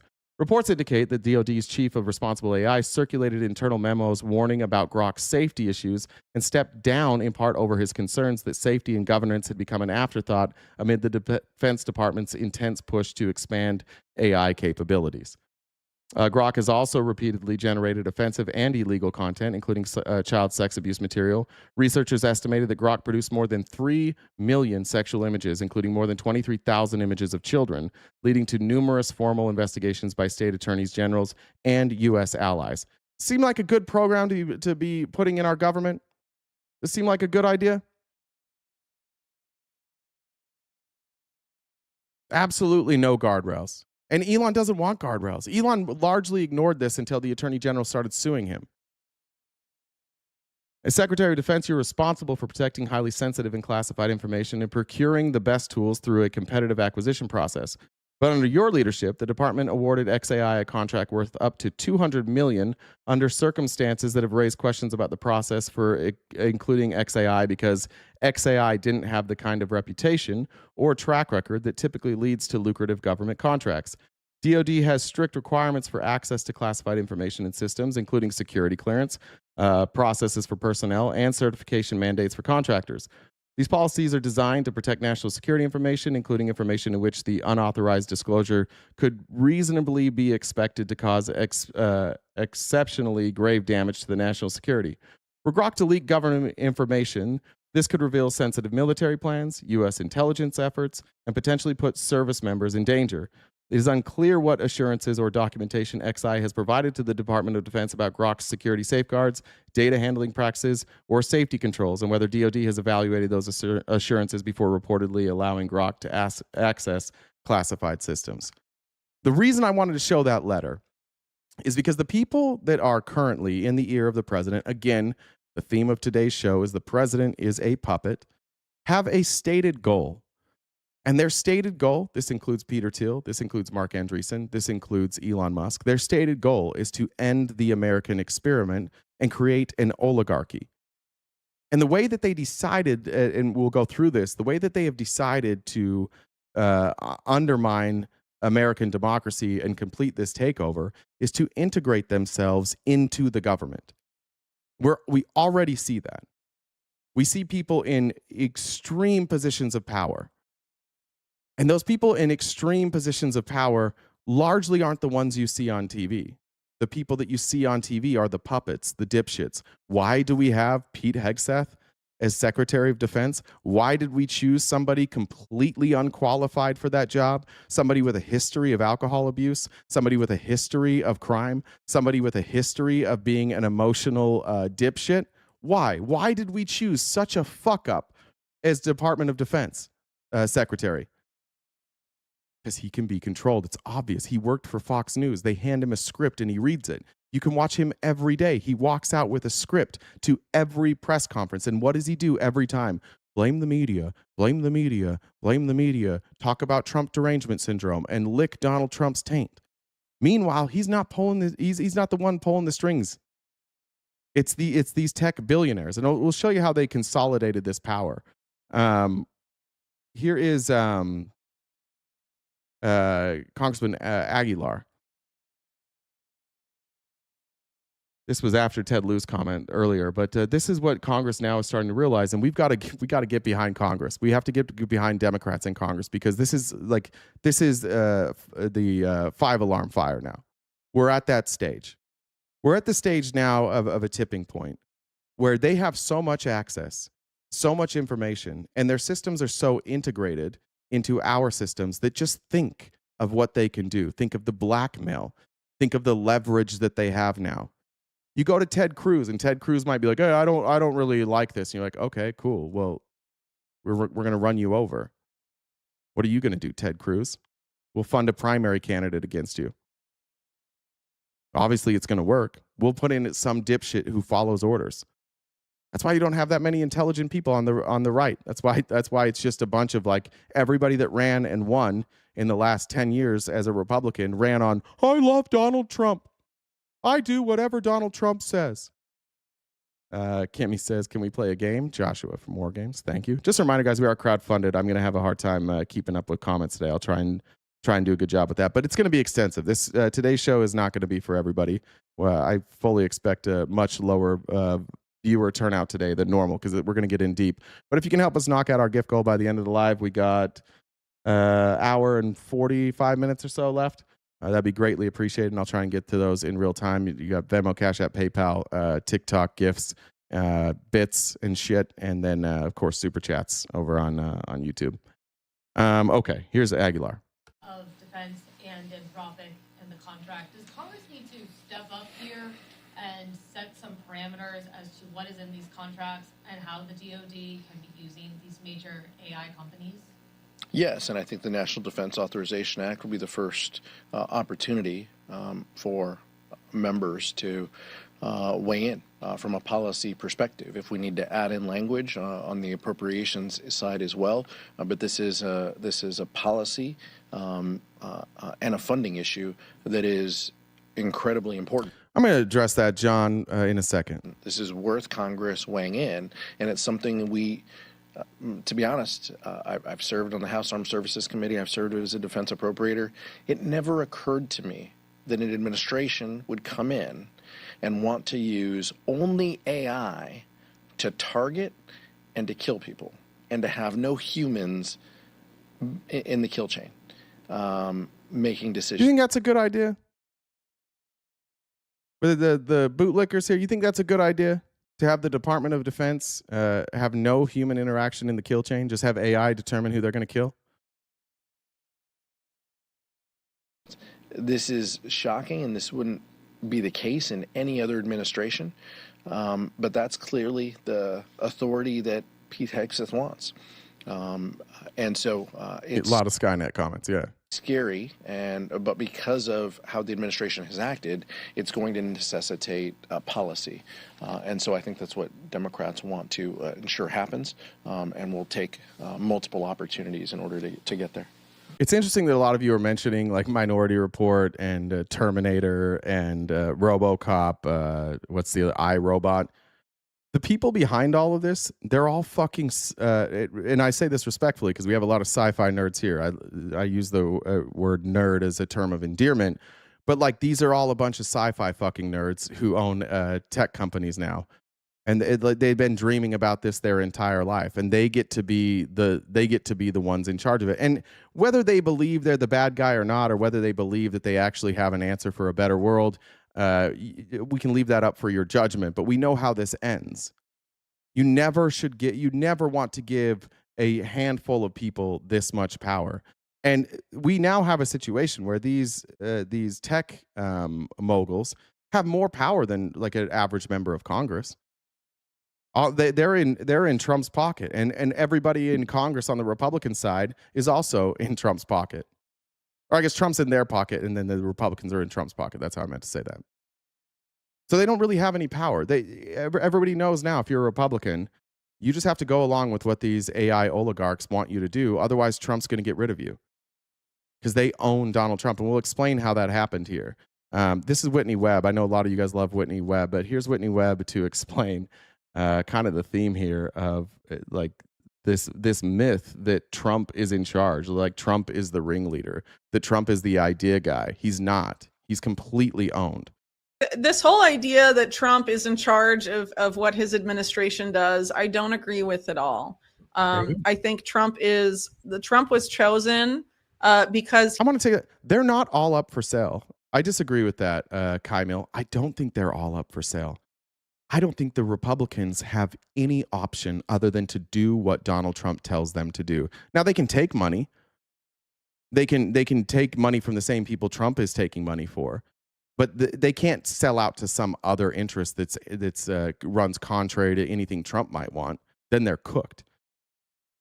Like I think sometimes we're looking at this administration like we've looked at U.S. politics for a while, which is that everybody has kind of known that these special interest groups are able to get the ear of members of Congress and get them to do things for them because they give them money, and it was all kind of a rigged system. But there were all these different players. One side of the aisle now is completely and wholly owned by whoever Donald Trump is completely and wholly owned by, and any deviation from that gets you removed. Look at Marjorie Taylor Greene. There was nobody who was a bigger cheerleader for Donald Trump than Marjorie Taylor Greene, and all it took was a bunch of people who are connected to the Epstein files, including Donald Trump, and her saying, maybe we should listen to these women. And they're like, you're done. You're done forever. Despite her being literally his biggest cheerleader. She was taking bullets for him right and left. People would make fun of Marjorie Taylor Greene instead of Trump all the time. And she proudly stood up there and took every bullet for Donald Trump. And then they just discarded her the second she said, hey, you're covering up sexual abuse. Sorry, you're gone, Marge. he was a celebrity. Oh, nobody owns Trump. You're out of your, yeah, they all own him. Trump has been owned his entire life. Trump is not self-made. His daddy gave him money. He fucked that up. And a bunch of people who were opportunistic, who saw Donald Trump as a vehicle for them to get shit done, have been funding his entire life. And we're going to talk about that. But here's Whitney Webb. Celebrity TV host. It's really interesting. And I really encourage people to read this whole series because you'll see, again, these historical patterns. The model for the Trump presidency actually happened first in Italy in the 1990s. It was Silvio Berlusconi who framed himself as, I'm a billionaire outsider kind of celebrity now guy, and I'm the billionaire outsider. So sound familiar? Jackie says, hi, bestie. I concur. We aren't mad enough. I'm going to come in as this outsider and clean up the mess. And I'm going, and I'm going to run the country like a CEO. Exactly. And Berlusconi, wait, though. Berlusconi before that, provably tied up with organized crime. It's not BB alone. It's BB and others. And a member of the P2 Lodge. And if you don't know about what P2 is, it was this Freemasonic lodge that was found out to be engaged in subversive activity involving the CIA, organized crime in the US and Italy, which in my books, I argue the organized crime syndicate. Sorry, John, I was going to address this earlier. John, I'm going to speak nicely to you. This both sidesism shit is dumb. You said Republicans don't care, Democrats don't care. If you think for 1 second any of them do, you're a fool. Nobody care. I don't give a fuck if they care about me or not. It's not what we're talking about here. We're talking about like if you are a Democrat and you don't care about Democrat voters, and perhaps you take money from, let's say, an insurance company, and so because of that, you don't do anything to stop insurance premiums from rising, and you make it easier for those insurance companies to make record profits at the expense of the American people. That's bad, and I would agree with you there. What we're talking about today is very different than anything that has ever happened before. Before, it was like kind of this mutual agreement. You scratch my back, I scratch yours. The members of Congress want power, and they're willing to trade that power for money. Money is power. And so they kind of worked in congruence with these outside interests. What we have now, and what we're going to talk about now, is a group of people who want the United States to no longer be a democracy. And they are the most powerful people in the Trump administration. They want to strip away the rights of the voters. They want to turn this into an oligarchy. And all they needed was somebody like Trump, a complete sociopath who cares about nothing but himself. And as long as they line his pockets with cash, he's able to deliver something that no other president could have delivered. No other president had full control over their party like Donald Trump does. Obama didn't have it. Biden didn't have it. Bush didn't have it. Nobody had this level of control where the president can literally do whatever the fuck they want. It can be unconstitutional. The courts can rule it unconstitutional. And the Republicans in Congress will be like, well, the courts are just activists. This is different. I agree with what you're saying, but I think that what you're saying is outdated. This is different. What Trump is doing is different. We're going to lay that out. But this like, oh, it's all bad. We just shouldn't argue. That's dog shit, dude. That's absolute dog shit. This is a existential threat to democracy, our country, and the world. We're talking about in all these cases is the Jewish mob and Italian mafia that teamed me and Johnny Longfellow, the good Johns. Thanks, John. up in New York, and then the head of the Italian mafia got deported to Italy, and so that's how it becomes the Italian mafia again. And then the Vatican, right? And so, Berlusconi came out of that nexus, and his financial success, the reason he was a billionaire was because of that network. Why is Donald Trump a billionaire? Donald Trump would have been gone a long time ago, buried in debt, broke, if he didn't consistently get bailed out by the Russian mafia, the Russians themselves, his dad. Donald Trump has relied heavily, like he ruined every relationship he had in America with American investors and banks, golf designers. Nobody would work with him, but he found friends in the Russian mob. That's how he survived. And she'll get to this, but it's the exact same thing. They gave him the seed money for his companies. He built himself up that way. This is a mob-made man, right? Yeah. Involving, intelligence and organized crime, which have fused. The thesis of my book again. So exactly. Berlusconi was the model for that. And then Berlusconi, while he was prime minister, had to leave because he got charged with having sex with minors.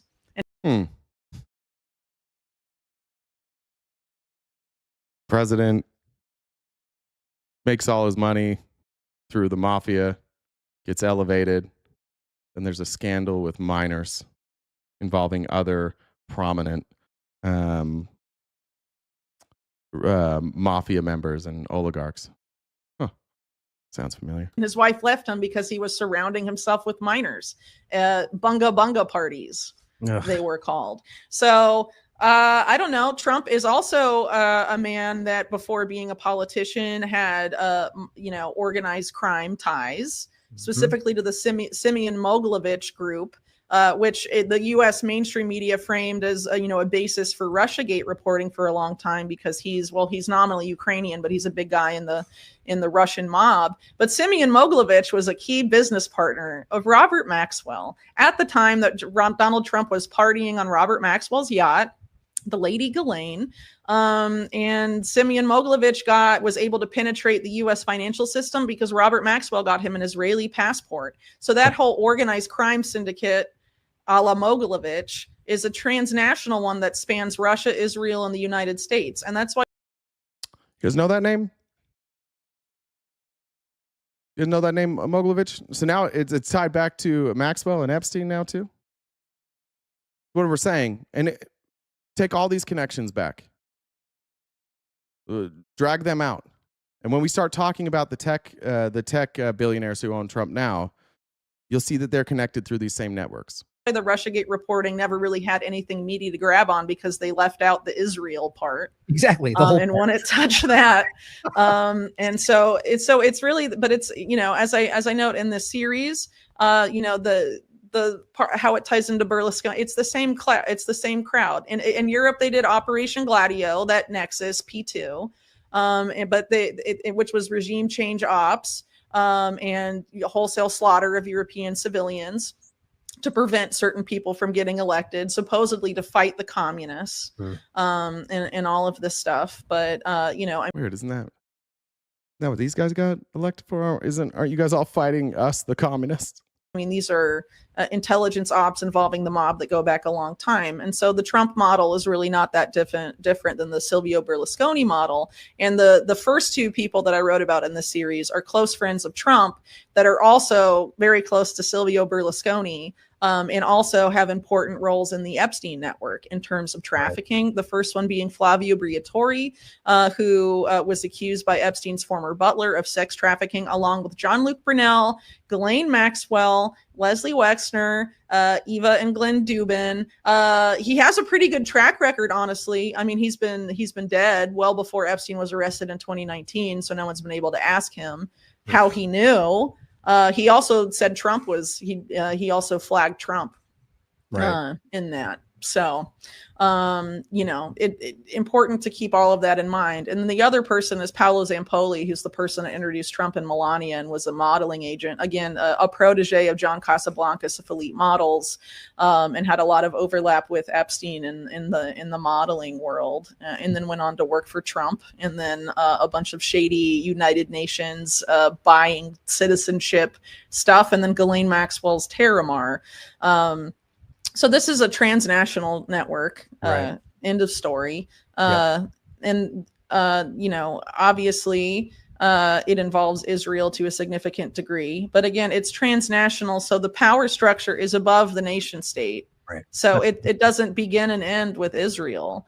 But Israel's a key part of it because Israel, has such a huge lobbying presence. In the post-World War II era, that it's very difficult to criticize them or boycott them. They've made it very difficult to single them out, even when they do terrible things.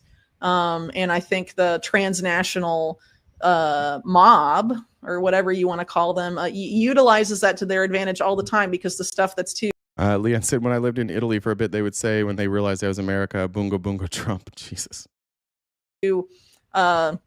Touchy for them to do in the US or Europe or elsewhere, right. They'll just have them do it, Exactly. Well, so how do you? All right. Israel in our minds rent free. Yeah. They're fucking awful. It's crazy. It's interesting in real time to watch you guys just dismiss shit that you don't know anything about. Just no matter what happens, you're like, no, that's bullshit. That is true Trump derangement syndrome. Apparently they say bunga bunga Trump. That's what Leanne said when she lived in Italy. All right. Oh, that was in the wrong spot. All right. So I want to take you back into how I believe Donald Trump was purchased by these tech oligarchs. And then we'll explain some of the ideology behind these tech oligarchs. But early on in the first Trump administration, and the first time Trump ran, these tech oligarchs wanted nothing to do with him. Everybody hated him. They all donated they either stayed out or they donated to Clinton. Most of them had donated to Obama. Obama was seen as more friendly to innovation, which makes sense because conservatives, generally speaking, are not friendly to innovation. But Peter Thiel saw something in Trump. Hey, what's up, Jen? Hey, since I saw Robert's comment, I figured he said, don't forget to beg for money. So I figured I would just hop in and do announcements really fast just because. Okay, go on. So yeah, this is the begging time, Robert, just for you. So we do this show each day, Monday through Friday from 9:30 to 1 Pacific Standard Time. So we've got a little more than an hour. Do you have a hard stop today? No, like 1:15. 1:15. So we got about an hour and a half or so left. So we've got about, I think, 240 or so left in the gift goal. So Venmo, Cash App, PayPal, Super Chats, all go towards knocking down the rest of the balance of that gift goal. This is our job. We do this each day, and we're crowdfunded. That's how we keep the lights on.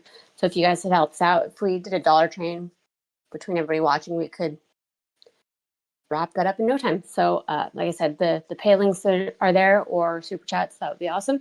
If you guys disagree with Jay, you can come up and talk, and how you do that is you message me on Discord. My Discord's the same as the Venmo, so Jen with 2 N's, Dub with TV is the number 1, and I can bring you on.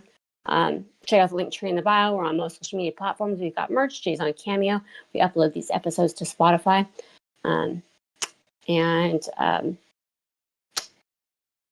What do you call a priest that becomes a lawyer? Priest that becomes I don't know. A father-in-law. Oh. No. Sorry, give me a second. I have to log into Reuters. I didn't realize I wasn't logged in. Give me 1 second.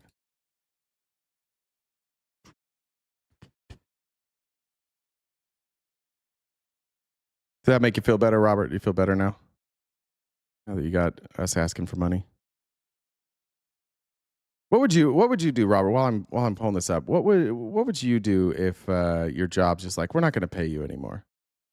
What would you do? What would you do if you owned your own company and it required people, you having to get people to pay for whatever work you put out? How would you handle that?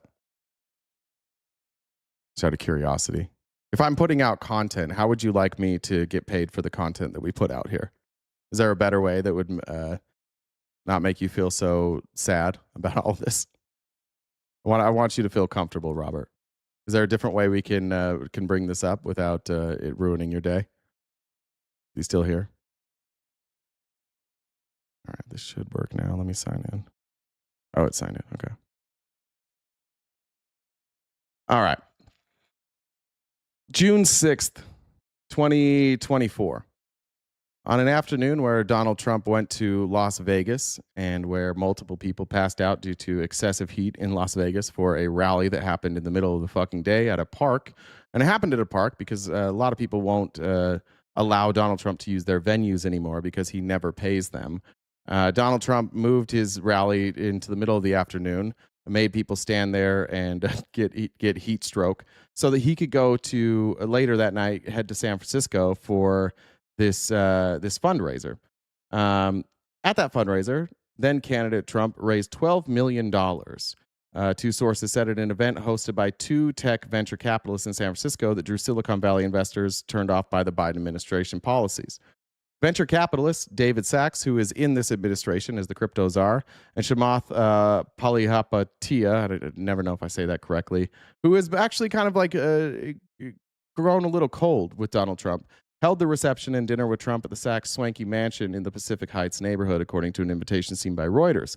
The gathering, where top tickets were $500,000 per couple, was sold out. A source with knowledge of the fundraiser told Reuters it raised some $12 million, according to the RNC committee woman, Hamid Dillon. Executives from crypto exchanges, Coinbase, crypto investors, Tyler and Cameron Winklevoss, and other crypto leaders were in attendance. Trump talked about how Senator Elizabeth Warren, who has warned about crypto being used by scam investors and criminals, going after crypto, according to Dillon. Biden last week vetoed what he described as a Republican-led resolution that would inappropriately constrain the SEC's ability to set forth appropriate guardrails and address future issues. So you have all these billionaires, specifically ones that are invested in cryptocurrency, and they saw that the SEC was being pressured by the Biden administration and Elizabeth Warren to have guardrails, to make sure that these were not scams, to make sure that people weren't just going to rug pull and steal from crypto investors. And all these crypto dudes who recognized that they had to operate outside of the rules in order to make money to continue their Ponzi scheme said, fuck, oh, maybe we could talk to Trump about this, though. Maybe Trump wouldn't give a shit if we got rid of this regulation. Trevor Triana, a San Francisco-based tech executive and former Trump ambassador to Austria, said business regulations implemented during Biden's presidency had alienated some people in the tech industry. Yeah, the criminals. The criminals really didn't like Joe Biden or the SEC. That might have just been the final domino. Jacob Hellberg, an advisor to data analytics provider Palantir and a Democrat until about 2021, said he recently donated around $1 million to Trump's campaign. In 2016, the number of people from Silicon Valley I knew who supported Trump was a sample of one, which was Peter, referring to Peter Thiel. So after this meeting, what changed? Let's read some chats here. Lisa said, I learned so much from your show. I'd like to say thank you for the education. I appreciate that. Jen Star, thank you. I got that from Leanne. Jonathan, thank you for the daily gold. Brittany, appreciate that. Jay Harrow, thanks for joining the Dollar Train. I don't know if I missed any there. Jen. Okay. So prior to that meeting, Trump in February and then again in April had publicly confirmed a short list for the VP candidates. It started with like 30 people on it, and then he narrowed it down to 6 people. And those 6 people were Kristi Noem, Vivek Ramaswamy, Ron DeSantis, Tim Scott, Byron Donalds, and Tulsi Gabbard, although Ron DeSantis then like withdrew because he was still running for president. On June 13th, there was a new list. This event took place on June 7th. Just a week later, there's a new list. Doug Burgum, Marco Rubio, Tim Scott, J.D. Vance, and then requests for information for Ben Carson, Tom Cotton, Byron Donalds, Lee Stefanik, and Glenn Youngkin.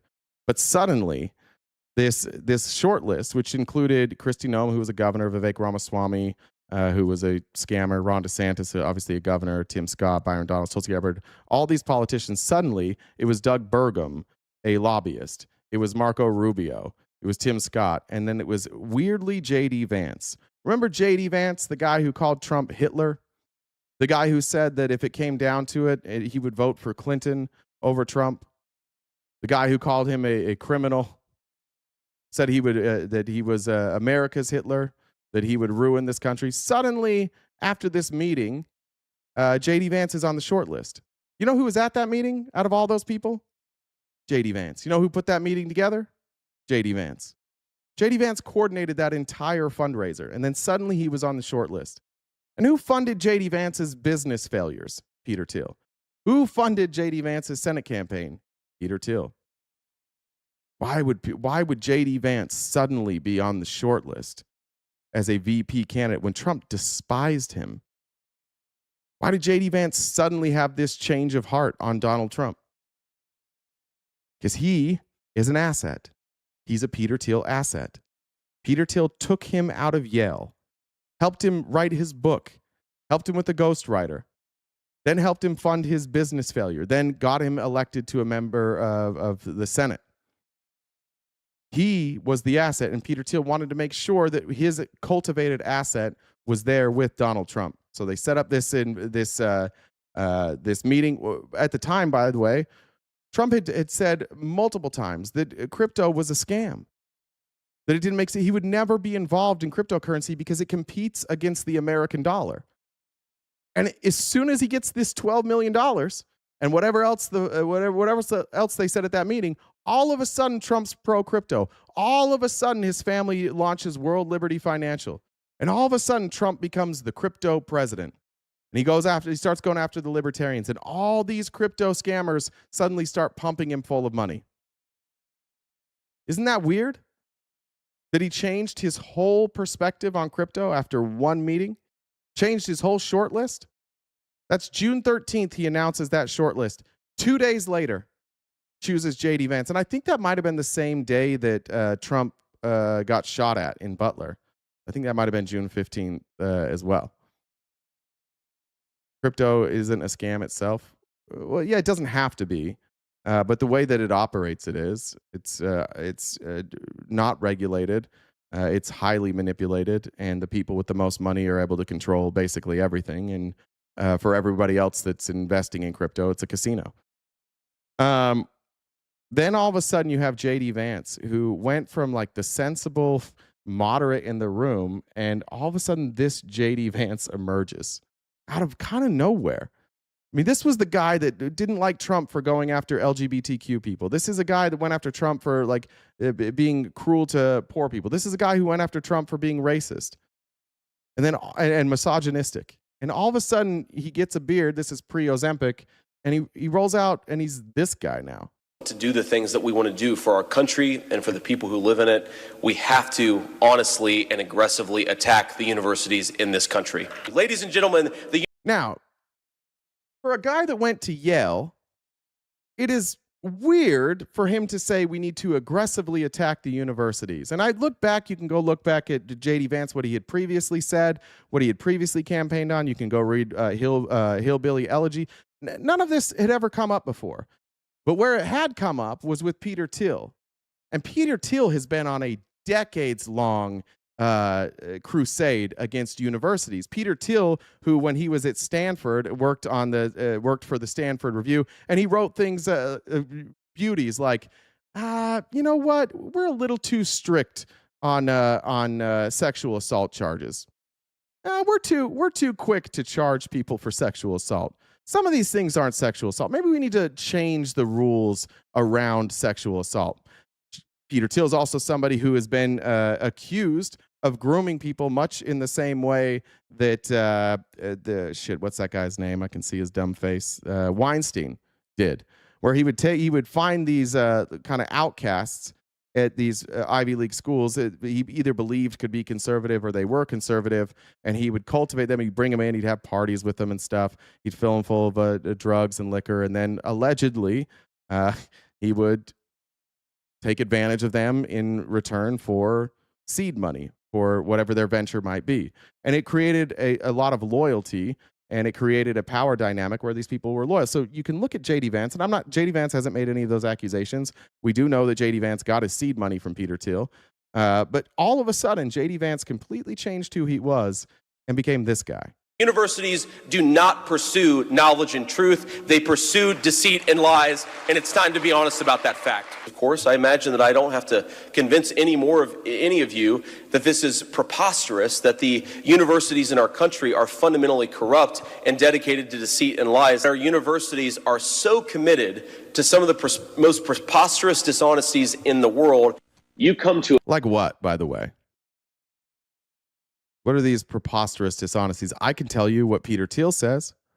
I can tell you why I don't think JD Vance gives any real specifics there.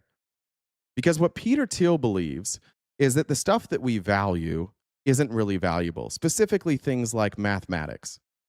And Peter Thiel believes that all that stuff will be replaced by AI, but Peter Thiel also doesn't believe in democracy. He fucking hates democracy. Peter Thiel believes that some people are just better than others. And so when you go into a college and the college talks about equality, if they talk about diversity, equity, inclusion, if they talk about more broadly dispersing wealth, he calls those lies because he thinks democracy is a failed experiment, and he thinks that democracy is a limiting principle from great societies. He believes that the best societies are oligarchical, or that you have some sort of monarchy, and that it is based on your genetics. Like, you genetically superior people should lead. Not everybody should have a voice. Definitely not a direct democracy, but even like a representative democracy like we have here, he doesn't believe in. And so that's what I think JD Vance is saying, and that's why I think JD Vance isn't specific. Of course, like on the campaign trail, most people thought that was about like trans people or wokeism, but I think it goes far deeper than that. America, you learn that America is an evil place. You go to Harvard, Raise your hand if you went to school and they taught you America is an evil place. I've never heard that from anybody. I've heard people say we should tell the true history, and some things that happened in America were frankly evil. That's true. But I went to college. I never heard that America was an evil place. This is manipulation. This is speaking to people who already hate change. This is conservative messaging.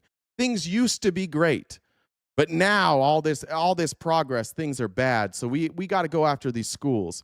We can't have people thinking that, like, our history is sordid, or that there's a dark part of our history. We can't be talking about the history of racism or sexism or classism in this country. We can't talk about that. What we need is a bunch of people who just think red, white, and blue, we're the greatest, and they need to cheer us on.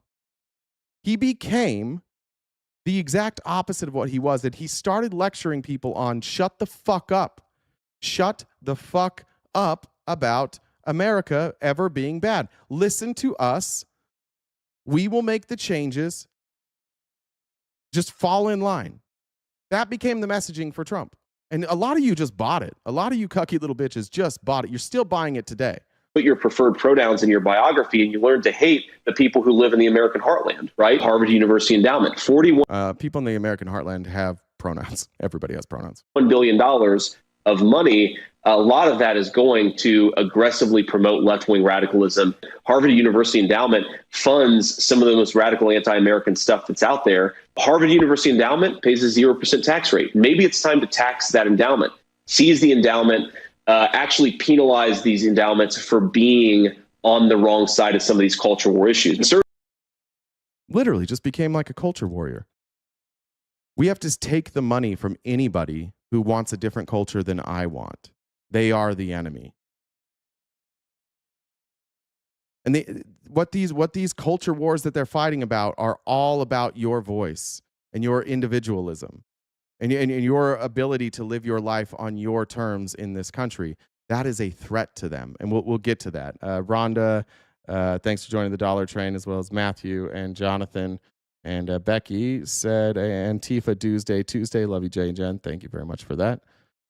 Have got to wake up to this reality. So yes, I think there are ways for us to seize the endowments. We just have to be willing to actually do it. Right. I like that answer. That's crazy. Like this is crazy talk. And it just kind of got swept under the rug. But like, you think there's ways for the federal government to seize a private endowment based solely on the fact that they contribute to a culture that you don't like? Like capital money itself is increasingly taking a side in the culture war. And I hate to say it's not our side. It's not the side that I want to win, unless you're willing. And then while he's saying that, all of his tech buddies started funneling money into Trump fighting this culture war, this anti-trans, anti-woke culture war. Way more money was going into Trump for political speech than any of these endowments. To make these people feel economic pain, there's no serious way to fight back against it. The only way to push back against this stuff in a real way is to make these companies feel economic pain. And so, there are a lot of ideas out there for how to do it. If you're not recognizing in this moment how crazy things have gotten and how outside the box we need to think, then I think you're ultimately not really serious about taking back the country. And yeah, look, I agree. We are in a late Republican period. If we're going to push back against it, we have to get pretty wild and pretty far out there and go in directions that a lot of conservatives right now are uncomfortable with. Indeed. I got to say, among some of my circle, the phrase extra constitutional has come up quite a bit. We do need to take a much more aggressive stance, a much more muscular stance. We need to take these conservatives in a place they're uncomfortable with. And then the host says, I agree. They need to get comfortable with extra constitutional actions. No pushback from JD. No pushback from any of you. This wasn't that big. This wasn't like big news back then. This should be bigger news because it's coming to fruition. We are extremely extra constitutional now. We are at the point now where the executive branch and Congress, because they're controlled by Donald Trump, don't really give a fuck what judges say anymore. Don't really give a fuck what the law is anymore. JD Vance was telling you, like, yeah, we're going to do it. We're gonna end this American constitutional shit, this democracy shit, this representative republic, constitutional republic, whatever. Somebody's going to freak out because I said democracy. I don't want to have to explain that every day. We're going to have to, become a little bit more robust in our behavior. Yeah, that's exactly right. And look,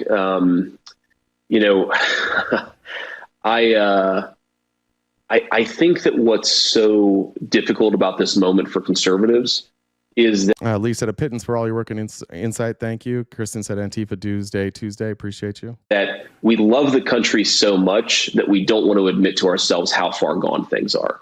Right. And I hear this from a lot of conservatives. Look, it is still the best country in the world, but we are accelerating very, very quickly to a place that none of us want to go. And it's really time to wake up.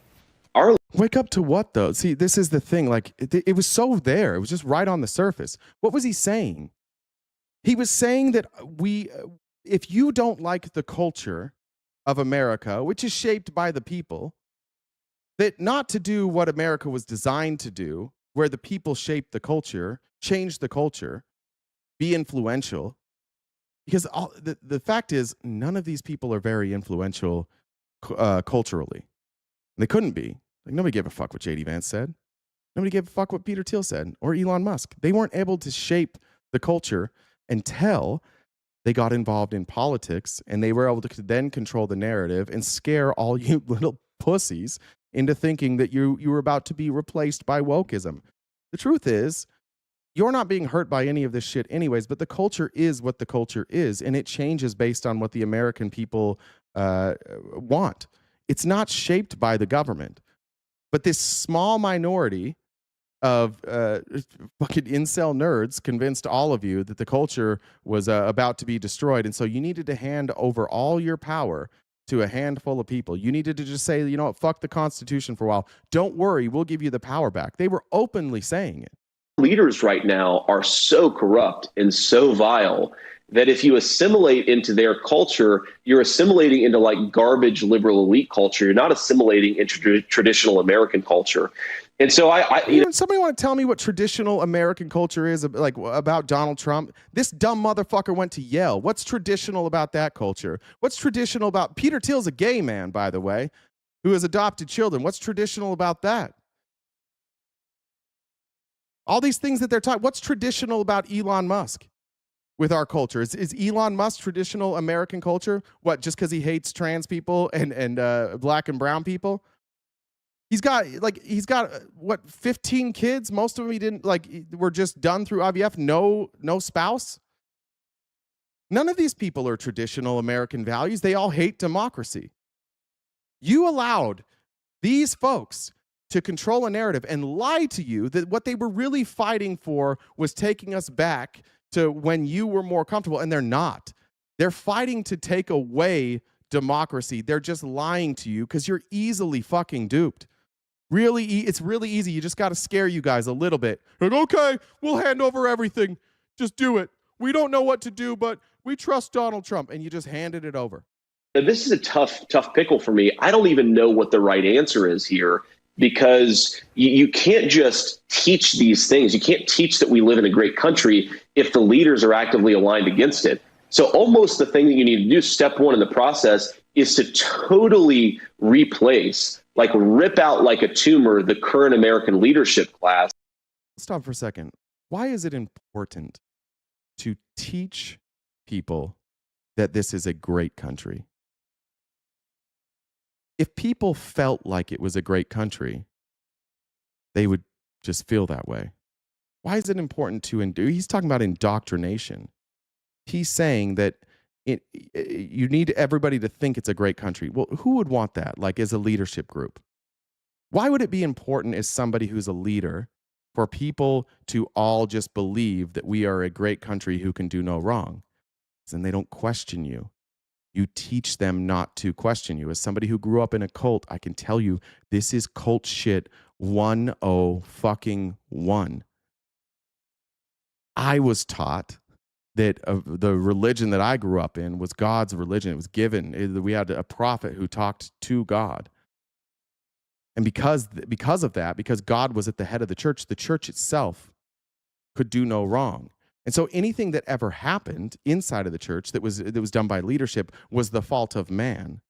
But the structure itself was perfect. So I could never criticize the structure of the church. I could never criticize the doctrine of the church. I could criticize individuals. And in that criticism of individuals, what I then was able to do is say, I am disconnecting you from this. And you can look at that now, like with Republicans. Look at how many sexual predators you have just excused. Oh, no. It just so happens we keep having sexual predators. It's not because of our beliefs. It's not because of this culture that we've set up now where we can do no wrong and we admit no wrong. No. It can't possibly be that the structure we've created attracts scumbags. It couldn't possibly be that. It's just that happens sometimes. Sometimes there's just bad people. And then you do nothing about those bad people. This is identical to the cult that I grew up in. You have created this throne for Donald Trump, and you've put him on a pedestal where he can do no wrong. And when you get yourself into that mindset, you overlook everything, including this, which is the most obvious fucking attempt at a fascist takeover I've ever seen in my life. They're not even hiding it. They can do shit in the open right in front of you, and you get mad at me.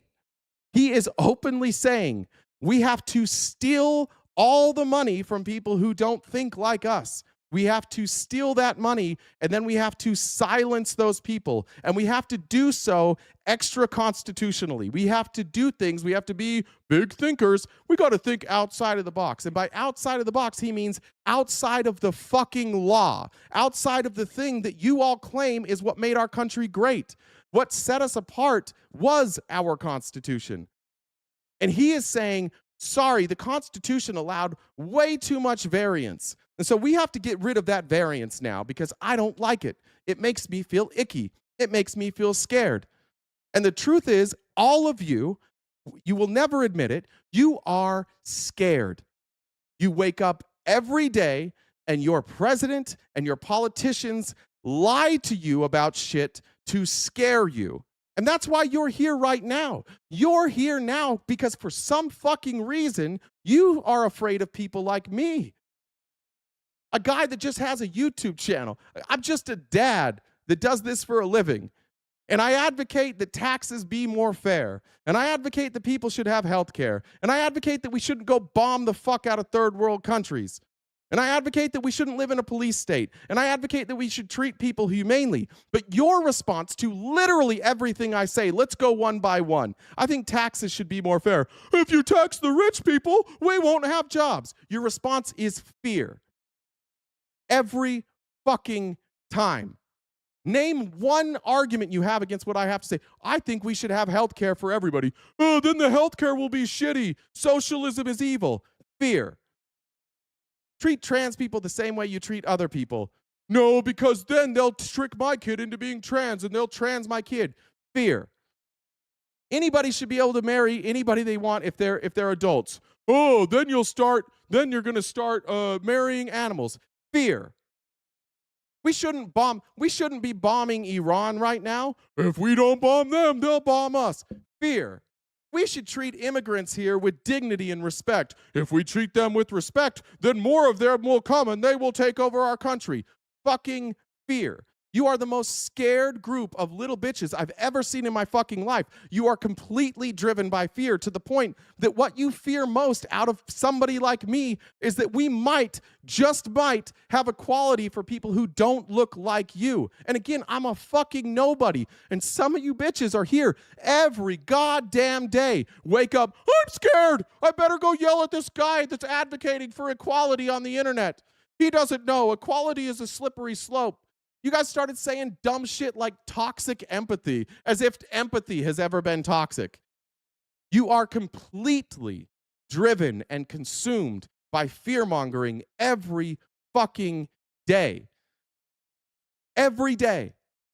It was so easy for them to play to your insecurities and your fear of abandonment or like daddy issues or mommy issues, whatever the fuck they were. It was so easy for them to get under your skin because all they have to do is tell you, no. You're not a problem. Everything you do is perfect. The real problem is that everybody else has changed. And that's what's causing all your issues. That makes sense. Yeah, it definitely couldn't be me. And now we're here. And then reinstall some sense of American, political religion. You said something that I would like to zero down on. How do we effectively, quote, rip out the disgusting leadership class? Oh, man. I mean, because let me expand on that just a second, because and I'm going to give you a little cover here, because it's not just, obviously elections, that's one thing. Okay. But unfortunately, this evil leadership class has already taken over all of and what's evil about the leadership class? Because he's talking at this point about Joe Biden. What's evil about them? What was the big evil that they did? Spent money on the Chips and Science Act,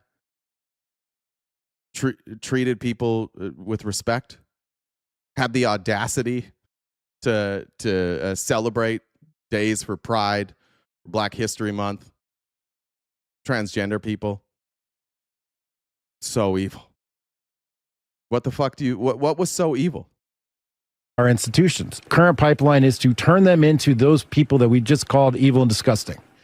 How do we, aside from elections, how do we rip out this leadership class? So these institutions are corrupted and rotted to the core. This elite ideology is everywhere and in all the things. Notice how they can't identify what the elite ideology is. At no point have they identified what elite ideology is. It's just people they don't like. What other options do we have besides voting them out, which we're seeing is ineffectual? Yeah. So again, this is like a tough question, but this is maybe the question that confronts us right now. You know, there's this guy, Curtis Yarvin, who's written. Now we're getting into some shit. Remember this name, Curtis Yarvin. I'll get to it. About some of these things. This is Curtis Yarvin, who J.D. Vance is citing here. So I've reduced this very complicated problem to a simple 4-letter acronym, which is RAGE. And RAGE stands for Retire All Government Employees. Retire all government employees. What do you have left? What's left if you retire all government employees? Oligarchy. You no longer have democracy. See how easy it is for them to trick you? Because you've been told that the government wastes money, right? And the government bad guy. Cancel the government. Okay. What happens when you get rid of the government? Creates a power vacuum. Who's going to fill that power vacuum? People with the money, the people with the connections. Who is uniquely situated right now to fill a power vacuum should the government fall? Probably all the people with all the defense contracts, right? Who are those people? Just got done reading a story about Elon Musk. He has SpaceX. That's about to be private. He took our space program. We gave Elon Musk our space program. We're funding it. We just gave it to him. We're giving Palantir access to our DoD, XAI. We put Jeffrey Sachs in the administration. If you can get enough people like the dipshits that are here every day to think that the only option is revolution, you don't even need like a majority. You just need enough that are going to dick ride this administration into ending democracy. You can win, and this has been their stated goal forever. This is now Curtis Yarvin, who many of you might not know. But every one of these people, Peter Thiel, J.D. Vance, Mark Andreessen, Elon Musk, Zuckerberg, they all look to him as a prophet. He is like their spiritual leader.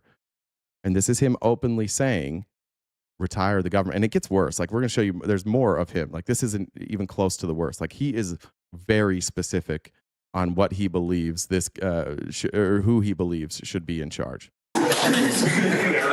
Very, very simple. Now, the problem with this is, why have you never heard this before?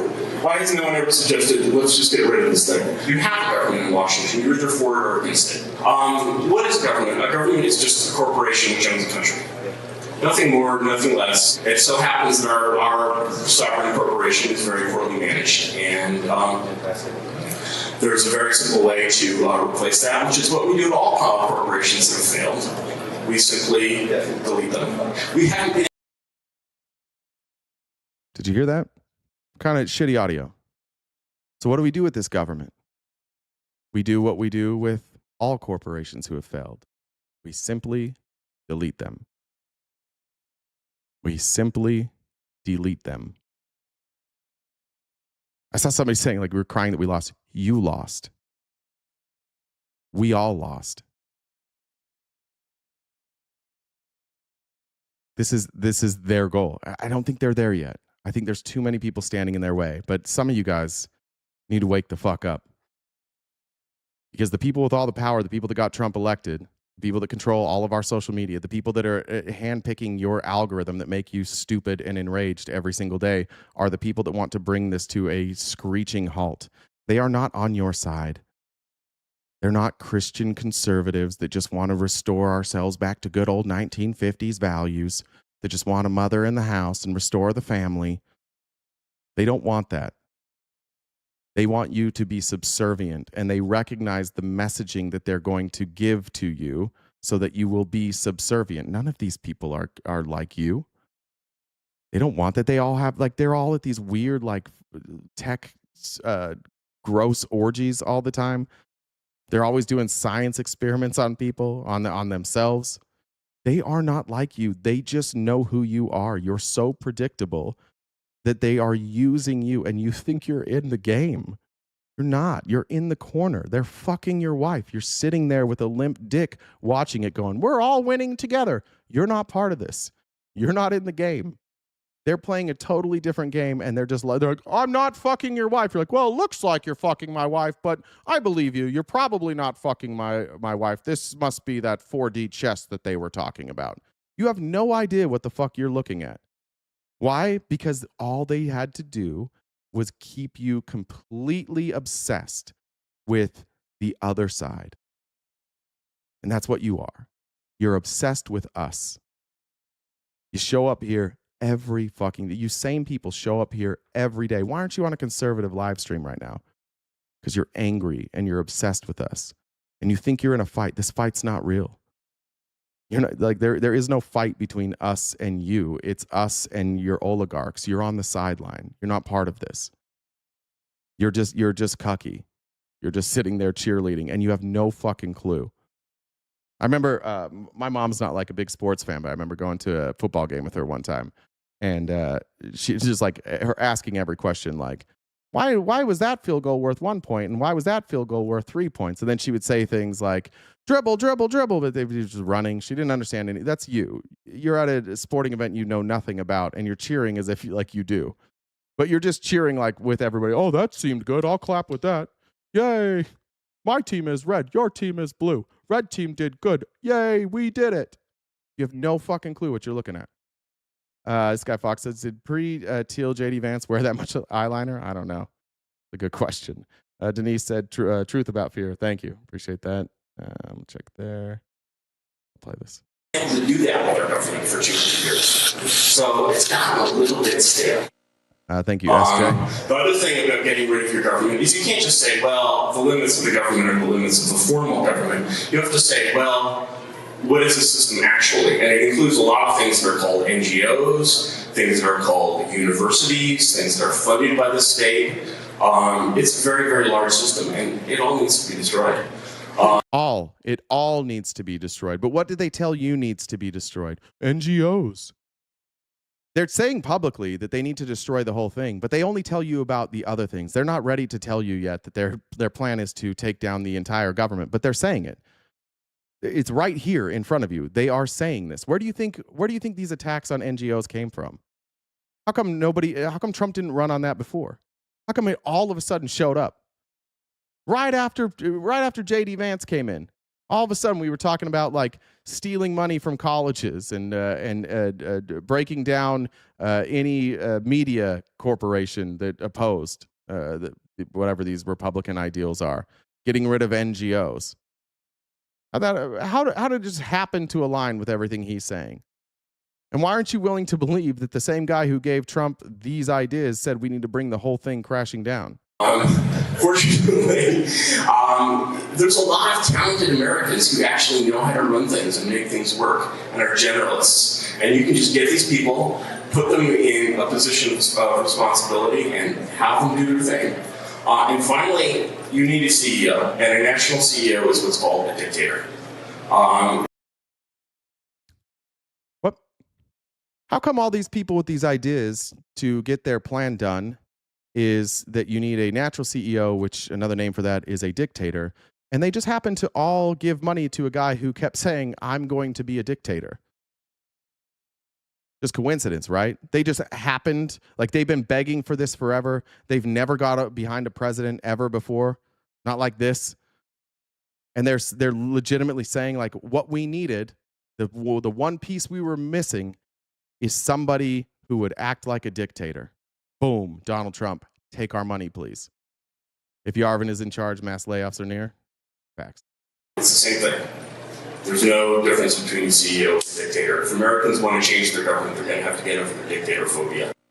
If Americans want to change their government, they're going to have to get over their dictator phobia. Now, you guys have gotten over your dictator phobia by just getting that dick in your mouth, but some of you don't mind. I think that there's far more of us that don't want to live under a dictatorship. And those of you who are claiming that Donald Trump's not a dictator, like, I don't know what reality you're living in. It's obvious that he's in every way wants to be a dictator. Today, he just said, I can do whatever I want with Cuba. I can take it. I can free them. I can have it for the United States. I can literally do whatever I want. Those are his words. He said it about Greenland. Every time the Supreme Court rules against him, he's like, I'm just going to do it anyways. He is a dictator. Americans want to change their government. They're going to have to get over their dictator phobia. All right. Now let's link this together. I want you to, let's see. Oh, you highlighted too much. Go here. I think this is it. About a guy named Curtis. Yeah, I'm just gonna play it. I just like this. This is one of my favorite guys, Jim Stewartson. But for those of you who learn better with music, this is a song about Curtis Yarvin. Yarvin, because most people have never heard that name, but he coined the term red pill. He's the political philosopher behind Peter Thiel and JD Vance. He doesn't believe in democracy, defended slavery, compared himself to Hitler, and published the step-by-step plan that became dope. So let's talk about Curtis Yarvin. In 2007, he started a blog under a fake name and wrote thousands of pages arguing democracy was a mistake. The Enlightenment was a mistake. Letting you vote was a mistake. America should be run by a CEO king who can't be voted out. No Congress, no courts, no constitution, just performance reviews. He had names for everything. The media was the cathedral. Working class Americans were hobbits, and he was a dark elf. A dark elf, this is a software engineer from San Francisco, sorting real human beings into Lord of the Rings characters, while billionaires read every word like it was scripture. In his own published words, America is a corporation, and all options, including restructuring and liquidation, should be on the table. He means the country's citizens are not owners of their government, but assets. He listed those assets as land, buildings, equipment, and human chattel. That's you in a separate book. He defended slavery as a natural human relationship like marriage. Said Africans tended to make good slaves. Cited a pro-slavery journal from 1857. Then compared himself to Hitler. His words, Hitler reads a lot like me. If I lost 25 IQ points, I may have some of Hitler's talents. I will be the first to admit it. But remember, he's joking, it's satire. Relax, relax.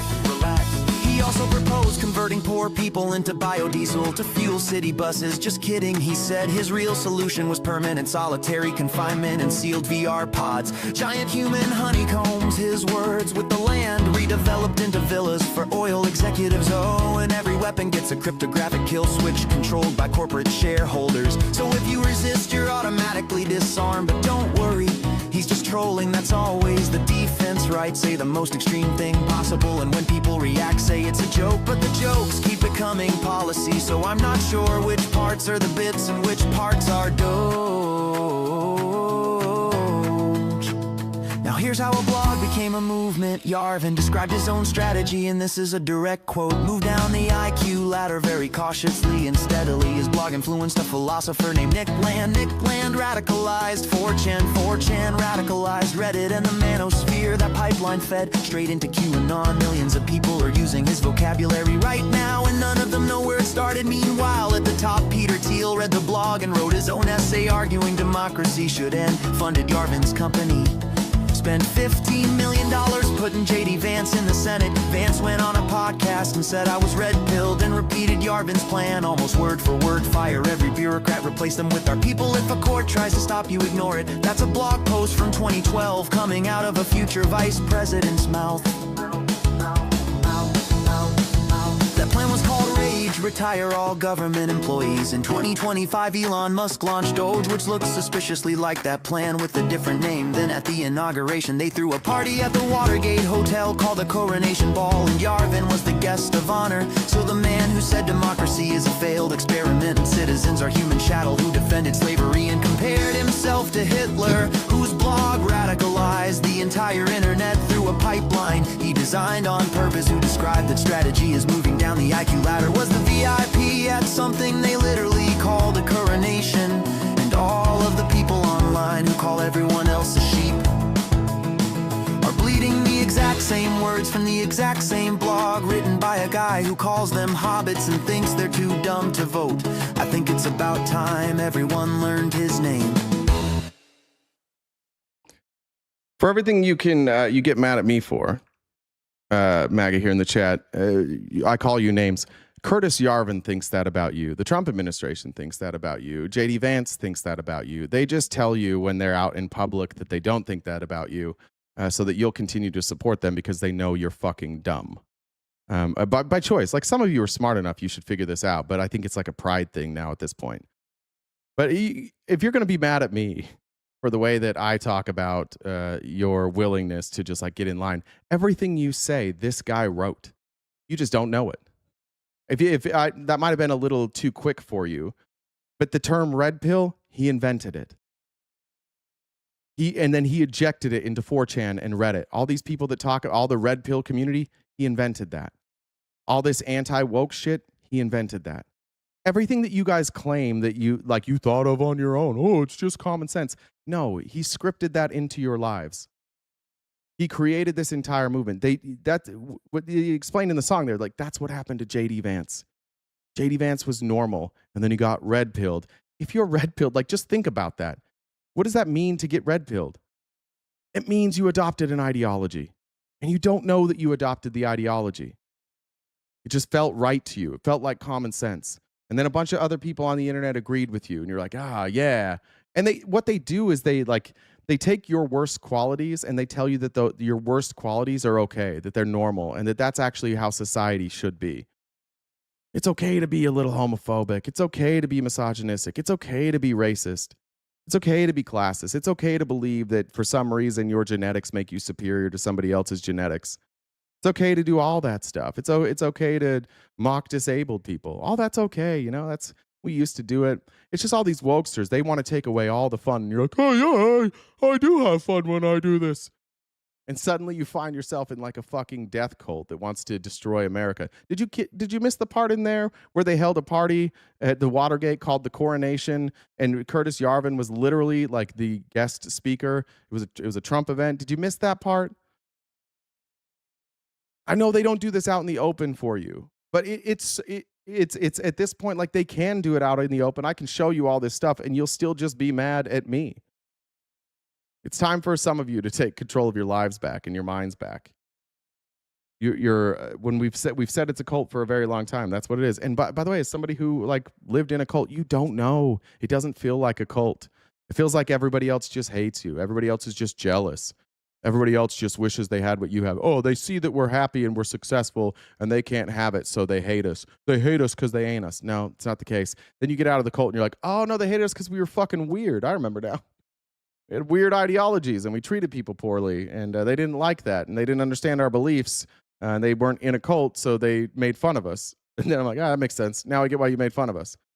And you can see, like, anybody who leaves MAGA, like, look at Marjorie Taylor Greene. She's the perfect example. Because as soon as she lost the veneer, as soon as she lost the veil dropped and she saw Trump as anything other than perfect, isn't it amazing how suddenly she started talking about like corporatism and how it was such a problem here, and how like our healthcare system is completely fucked, and how we have to do something to fix our healthcare system.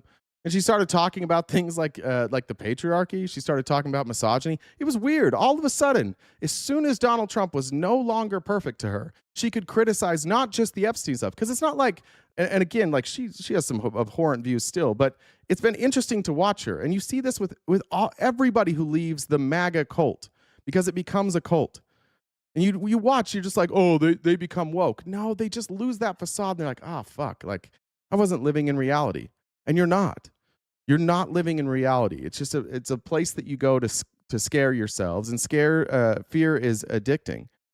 And it takes you on this cycle all the time. You have these highs and these lows and these highs and these lows and these highs and these lows. And now you're chasing dopamine. And the dopamine is either that you are getting fear fed to you, or you go and you scream at people who aren't as afraid of you as you are. And that's your dopamine chase all the time. It's just everything is Trump, Trump, Trump, Trump, Trump, Trump, Trump, Trump, Trump. And then when you look at us and we're like, Trump, Trump, Trump, Trump, Trump, you're like, see, you guys are obsessed. Yeah, because you all do what he says. We can't criticize anybody else. There's nobody left to criticize. You won't acknowledge these people that are pulling the strings with Trump. Trump is the mouthpiece. You're not allowed to disagree with him. So who the fuck are we going to talk about? Who would you like us to talk about in your movement outside of Trump? See how that works? It's like this self-fulfilling prophecy where you all become so obsessed with Trump that you never can admit that he did anything wrong. And when people point that out, you're like, see, you guys are obsessed with Trump. And Trump's like, it's just Trump derangement syndrome. You're like, no, it is Trump derangement syndrome, with your fucking MAGA hat on. Defending policies you have no idea. Like, we're doing regime change war. Yeah, we're doing regime change war now. That's the hard part about dealing with people that are in a cult or people that are riding this cycle of dopamine hits. It fucking sucks. I deal with that in my personal life, coming out of a cult a lot, and all my friends are MAGA, so it's not very fun. Shane said, can we acknowledge how much influence Yarvin and Thiel had in Cambridge Analytica? I'm not that familiar with Yarvin's role in Cambridge Analytica outside of like being a thought leader. So I probably can't acknowledge that, but send it to me. I'm not aware of what his role was there. All right, let's go here. All right. Let's get to Peter Thiel. Well, are we clear? Do we need more on Curtis Yarvin? I have one more perfect union video, but we'll skip it. We'll drop it in the Discord. Jen, that's number. It's Peter Thiel and JD Vance Love, a strange blogger. Just drop that in there too. It's a video from More Perfect Union, but it's kind of like the same thing we had, just not in song version. All right, let's talk about Palantir. Now, Alex Karp, Peter Thiel, all who believe in Curtis Yarvin as their prophet, they started Palantir, and this is from September of 2020. And again, this is the stuff that's out in the open. If you were going to be, if you were going to try and end democracy, but you needed the structure of the government, you needed the assets of the government so you could maintain control, what you would want to do is you would want to become the central operating system for the most powerful systems in our country, namely our defense programs. So when Palantir started, and they got their funding from who? The CIA and Peter Thiel. Their stated goal here, this is from 2020, was to be the central operating system. You see, Palantir, the Silicon Valley-based software company that successfully sued the Army in 2016, wants to become the central operating system for all U.S. defense programs. The company wrote in paperwork filed with the U.S. Securities and Exchange Commission for its initial public offering. Software company known for its controversial work with the U.S. government went public on the New York Stock Exchange on Wednesday, said it wants big data analytics platforms to become the default operating system for data across the U.S. government. Palantir, according to the filing, views the U.S. government's push towards alternative acquisition methods as a primary opportunity for the company to grow. The federal government, particularly the Defense Department, is increasingly using what's known as other transaction authorities and small business innovation research contracts to eliminate the long timelines associated with the traditional contracting process. This is like textbook deregulation shit that Republicans preach all the time. What do we get when we deregulate? Centralized control outside of the government. When we deregulate the banking industry, what happens? We lose control of our markets. And a handful of people wind up controlling it. What do we get now when we deregulate our acquisition process for government contracts? We get a handful of people owning our government contracts, which means they have access to all of our state-of-the-art weapons and our processes and our procurement. This is what the Bush administration did. This is what got them in so much trouble when Dick Cheney started handing out contracts to his buddies.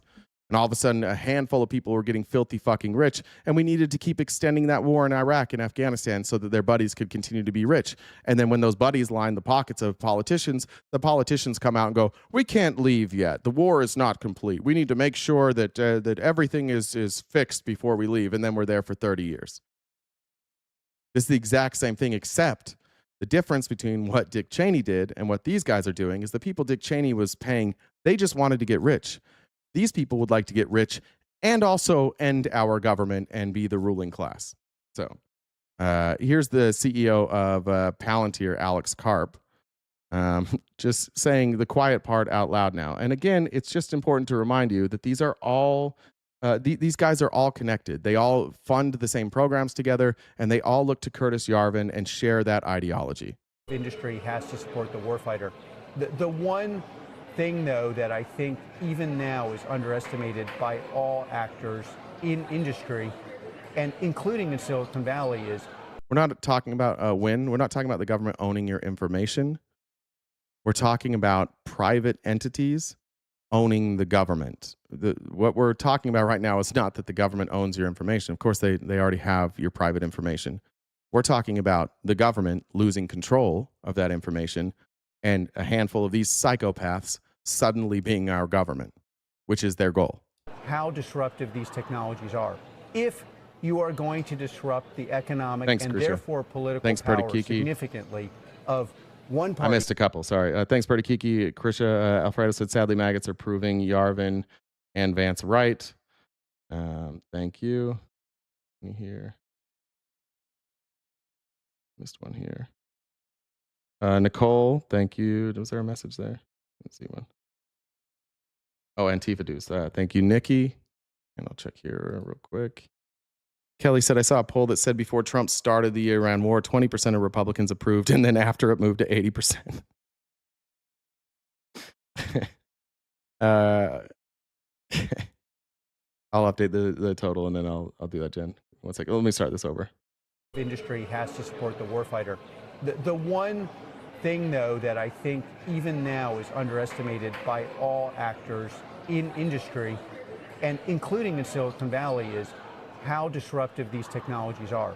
If you are going to disrupt the economic and therefore political power significantly of one party's base, highly educated, often female voters who vote mostly Democrat, and military and working class people who do not feel supported, and you feel like you believe that that's going to work out politically, you're in an insane asylum.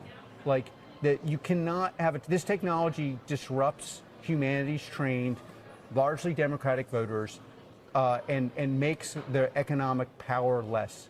And any questions on what this technology is used for, this spy technology? To take away the voice of women voters, people in the arts, people in any industry outside of theirs. That's their goal. This is a consolidation amongst ideological lines. And again, for you Republicans out here who have like Republican politics, you're not aligned with them. They're using you because you don't care about this shit. If they just tell you that they're coming after us, you won't know that like you're not listening. This is you too. I'm sorry, do you guys work for Palantir? I'm sorry, are you tech moguls? Do you run an AI company that I'm not aware of? They just know that you will continue to support them if they tell you that what they're doing is stripping away the power from the left, and you think that that power will remain with you. It absolutely will not. Listen again, none of this includes you.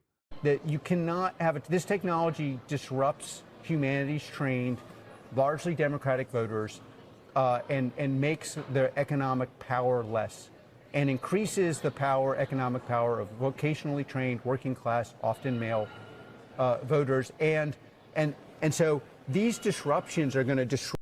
That's a lie. You know how I know that's a lie? Watch this. Republicans, vocationally trained, working class men. Okay, those of you that may work in what plumbing or AC. Are you telling me that if you are vocationally trained, AI can't take your job? We've had this conversation before. Of course they can. They want to take your job. You're just not first. They're going to go after the arts. They're going to go after media. They're going to go after education. They're going to go after the opposition to them first. But then it'll be you. Then they'll train robots to take your job away. And what's the goal eventually? The goal eventually is power. And Curtis Yarvin, Alex Karp here, they don't value human life at all. Like they legitimately think that if a human provides no value to them, that human can be discarded.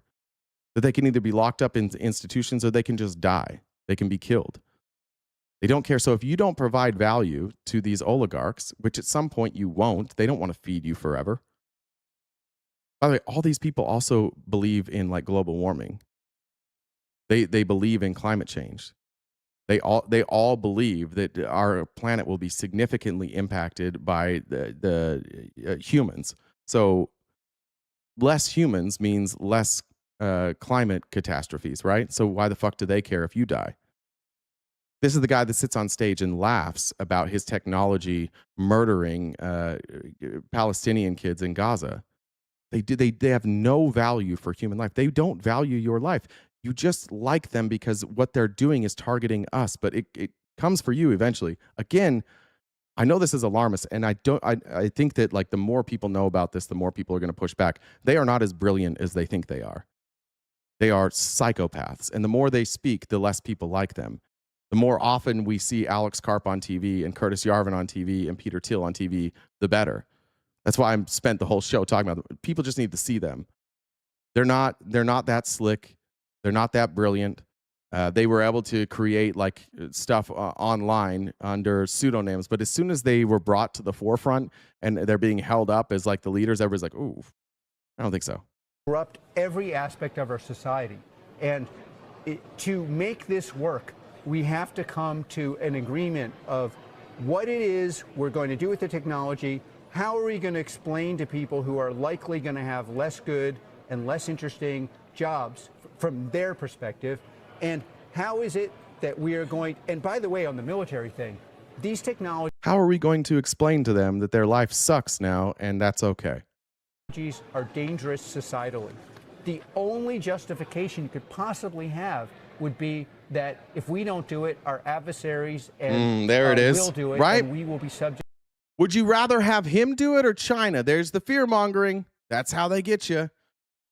It's inevitable. It's going to happen. So you might as well be on our side with this. Okay, we'll be on your side. To their rule of law. So if you decouple this from the support of the military, you're going to have an enormous problem explaining to the American people why is it that we're absorbing the risk of disrupting the very fabric of our society, including the most powerful parts of our society, if it's not because it's about maintaining our ability to be American in the near term. And all right, you just said AI just took my medical billing job. Sorry to hear that. Yeah, the human impact of AI is unfortunately being overlooked because people love money. All right, we got about 25 more minutes. Jen wants me to. I'll do it real quick, Jen. Gift goal is almost. Where are we at on it? We're at 126. Okay, great. 25 minutes. We can knock that out. We can do a dollar train. I'm going to try and get through as much information as I can. But again, this is what we have to do to keep the show going. So anything you guys could do to help us hit that gift goal every day would be greatly appreciated. I want to move into this interview with Mark Andreessen. This is actually what got me started on the show today. I wasn't planning on doing this, and then I saw this interview, and I think one of the strange things about like the manosphere is how manosphere people and like toxic masculinity people and the conservative right has changed the definition of masculinity to just basically be a sociopath, be a complete and total fucking narcissist. And that's like that is what insecure people think, right? You can't be hurt if you're a narcissist. If you feel nothing, nothing can hurt you. If you shelve all of your feelings and all of your emotions, then nothing can hurt you. If you don't show compassion or empathy to others, then it can't hurt you. And that's what like basically all of the red pill manosphere shit is. It's just like bury it, never feel anything. I had a conversation with a friend of mine 2 nights ago, and she was raised by a I don't want to say narcissist because I don't know him like that, but like a very manosphere. He was a football coach. Some of you would know the name of the football coach, but don't want to. Anyways, and she's been around like men her whole life, and she always like would have so much pride in her ability to have bad days and just push through and like just bury that shit. But she's at an age now where like her life isn't necessarily where she wants it to be. I think you get a little bit older, you confront mortality, and she feels like the world has left her, right? Like the world she had, and that makes sense. Everybody's married, a lot of their kids are moving out, her kids are getting older, and she's looking at the future, and it's like I don't really like this. I don't know if I like where my life's going. And feels like maybe not everybody's there for her. And I was just trying to convince her, like I do with you guys every day. I was like, dude, just go to therapy, like see a therapist. And she won't. It's like I've made it this far without a therapist. It's like this pride that people hold on to of like, I'm not going to ask for help. I'm not going to reach out to anybody because that shows weakness. That shows vulnerability. And that's terrible fucking advice. It's terrible fucking advice to not be vulnerable. To be vulnerable. When you're vulnerable, this stuff can't hurt you. Like when you bottle all that shit in and you become a sociopath, all that stuff still hurts you, but all you're doing is showing that it doesn't. Like you're just trying to manage your reactions to show that it doesn't hurt you, but it does. It still hurts you. It still affects you. And then when you bury that, you just become more and more cold. Again, I grew up in a cult, so I did that most of my life. Like if you asked anybody who grew up with me, the difference between me then and me now, they're like, yeah, he cries more now. This dude has like real emotions now. Like that's the main difference. Like I feel when a feeling comes, I feel it. I have to embrace it. Otherwise it eats at me. And what these wealthy people tell you is true. To become a billionaire, you either are a narcissist or you become one. You adopt the personality traits of a narcissist because you literally cannot care about the people around you. You have to fire people. You have to do mass layoffs. You have to cut people out of their jobs so that your investors can get a return on their investment. You have to become cutthroat. And that became like, it's interesting. Like Wolf of Wall Street, for example. That's a huge movie. Any dude in sales has seen it. I've seen it a million times. I can tell you that when I saw it the first time, I was a different person than I am today. And my takeaway now versus my takeaway then are two very different takeaways. At the time, I looked at Jordan Belfort and I was like, man, that guy fucking lived. That guy really fucking lived. That's a crazy life. Like he had everything. And thinking about it like, he just got too greedy and he lost it all. And now I watch it and I'm like, oh, he was fucking miserable the whole time.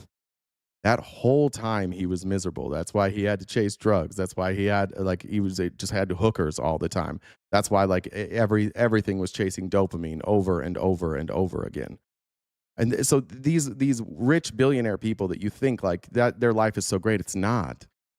They're just chasing their next hit. But here is the advice from Mark Andreessen of what you have to do to be successful. And it's alarming, but it's weirdly transparent. You don't have any levels of introspection. Yes, zero, as little as possible. Why?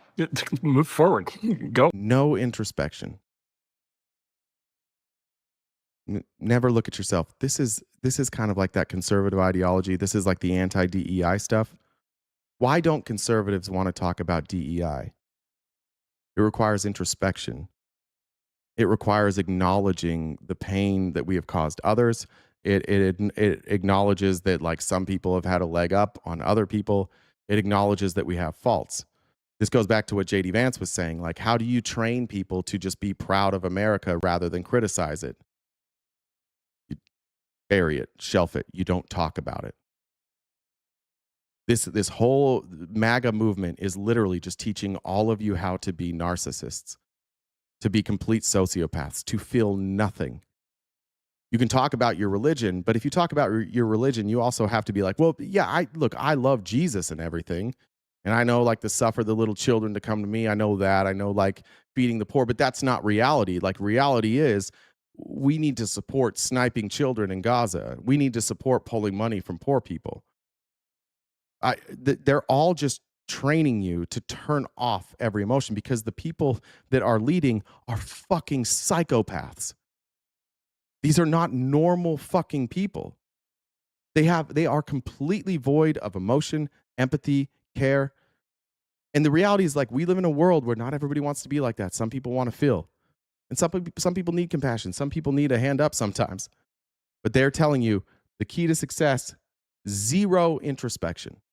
Some introspection. Yes, zero. As little as possible. Why? Move forward. Go. Yeah, I don't know. I found people who dwell in the past get stuck in the past. It's a real problem, and it's a problem at work, and it's a problem at home. So I've read obviously 400, I think now 10 biographies of history-based entrepreneurs, and that was one of the most surprising things. Like, what's the most surprising thing that you've learned from this? So like, oh, they have little or zero introspection. Like Sam Walton didn't wake up thinking about his internal self. He just woke up. He's like, I like building Walmart. I'm going to keep building Walmart. I'm going to make more Walmarts, and just kept doing it over and over again. And you probably know if you go back before 100. Yeah. And what do we get? We get Walmart. Walmart fucking sucks. He took over, he ruined businesses. He ruined grocery stores. He ruined tire centers. Because there was no compassion for anybody. There was no care about the customer. It was money, money, money, success, success, success. Drive, drive, drive. What did he get? Filthy fucking rich. Did he benefit society? Not really. I think you would argue that what Walmart has done has been a net drain on society. OCD said, I once watched a missionary do questionable things to a bike in Spokane. Who are you? Who is OCD? DM me on someone else. I don't know who you are, but obviously you're talking about a very brutal bike wreck I had in Spokane, Washington. I assume that's what you're talking about. I once got in a fucking terrible bike wreck in Spokane. I was going downhill and I looked down and the chain was off my bike because I was a Mormon missionary. I looked up and just hit ironically a no parking sign at like 20 miles an hour and just flipped over my handlebars. I had a bruise on my leg like that big. It was sticking out like that. It was a fucking nightmare. So whoever you are, I thank you for reminding me of that story.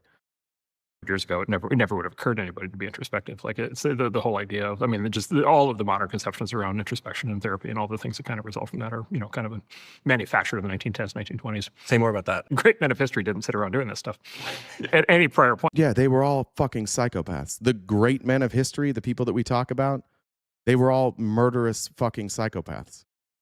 You know who history remembers? The people who made the most money and the people who killed the most people and obtained the most power. That's the problem. We worship the wrong thing. Ironically, again, for the Christians, like, Jesus was the polar opposite of all of that. Like, whatever happened to he who was without sin cast the first stone? Isn't that the whole fucking lesson there? Is that, like, you need to be introspective before you just call out somebody else? You need to do some introspection. These guys worship people like Hitler. They worship people like Mussolini. They worship people like Lenin. They love Napoleon. The great people of their times are the people that they align themselves with now, like Donald Trump. Literally don't care about anybody else, have no ability to care for somebody else. Right. It's all a new construct. It was so first Western civilization had to kind of invent the concept of the individual, right, which was like a new concept, several hundred years ago. And then for a long time it was, all right, the individual runs, right, and like does all these things and builds things and builds empires and builds companies and builds technology, does all these things. And then kind of this kind of guilt-based whammy kind of showed up from Europe, a lot of it from Vienna in the 1910s, 1920s, Freud and all. Yeah. They did a lot of fucked up shit in Europe. That's why people started realizing that there were repercussions for the fucked up shit they did. And Mark Andreessen's lesson that he learned from that is, don't acknowledge it. Just keep doing fucked up shit. All that entire movement and kind of turned all that inward and basically said, okay, now we need to basically second guess the individual. We need to criticize the individual. The individual needs to self-criticize. Right. The individual needs to feel guilt, needs to look backwards, needs to, dwell on the past. It never resonated with me. Yeah.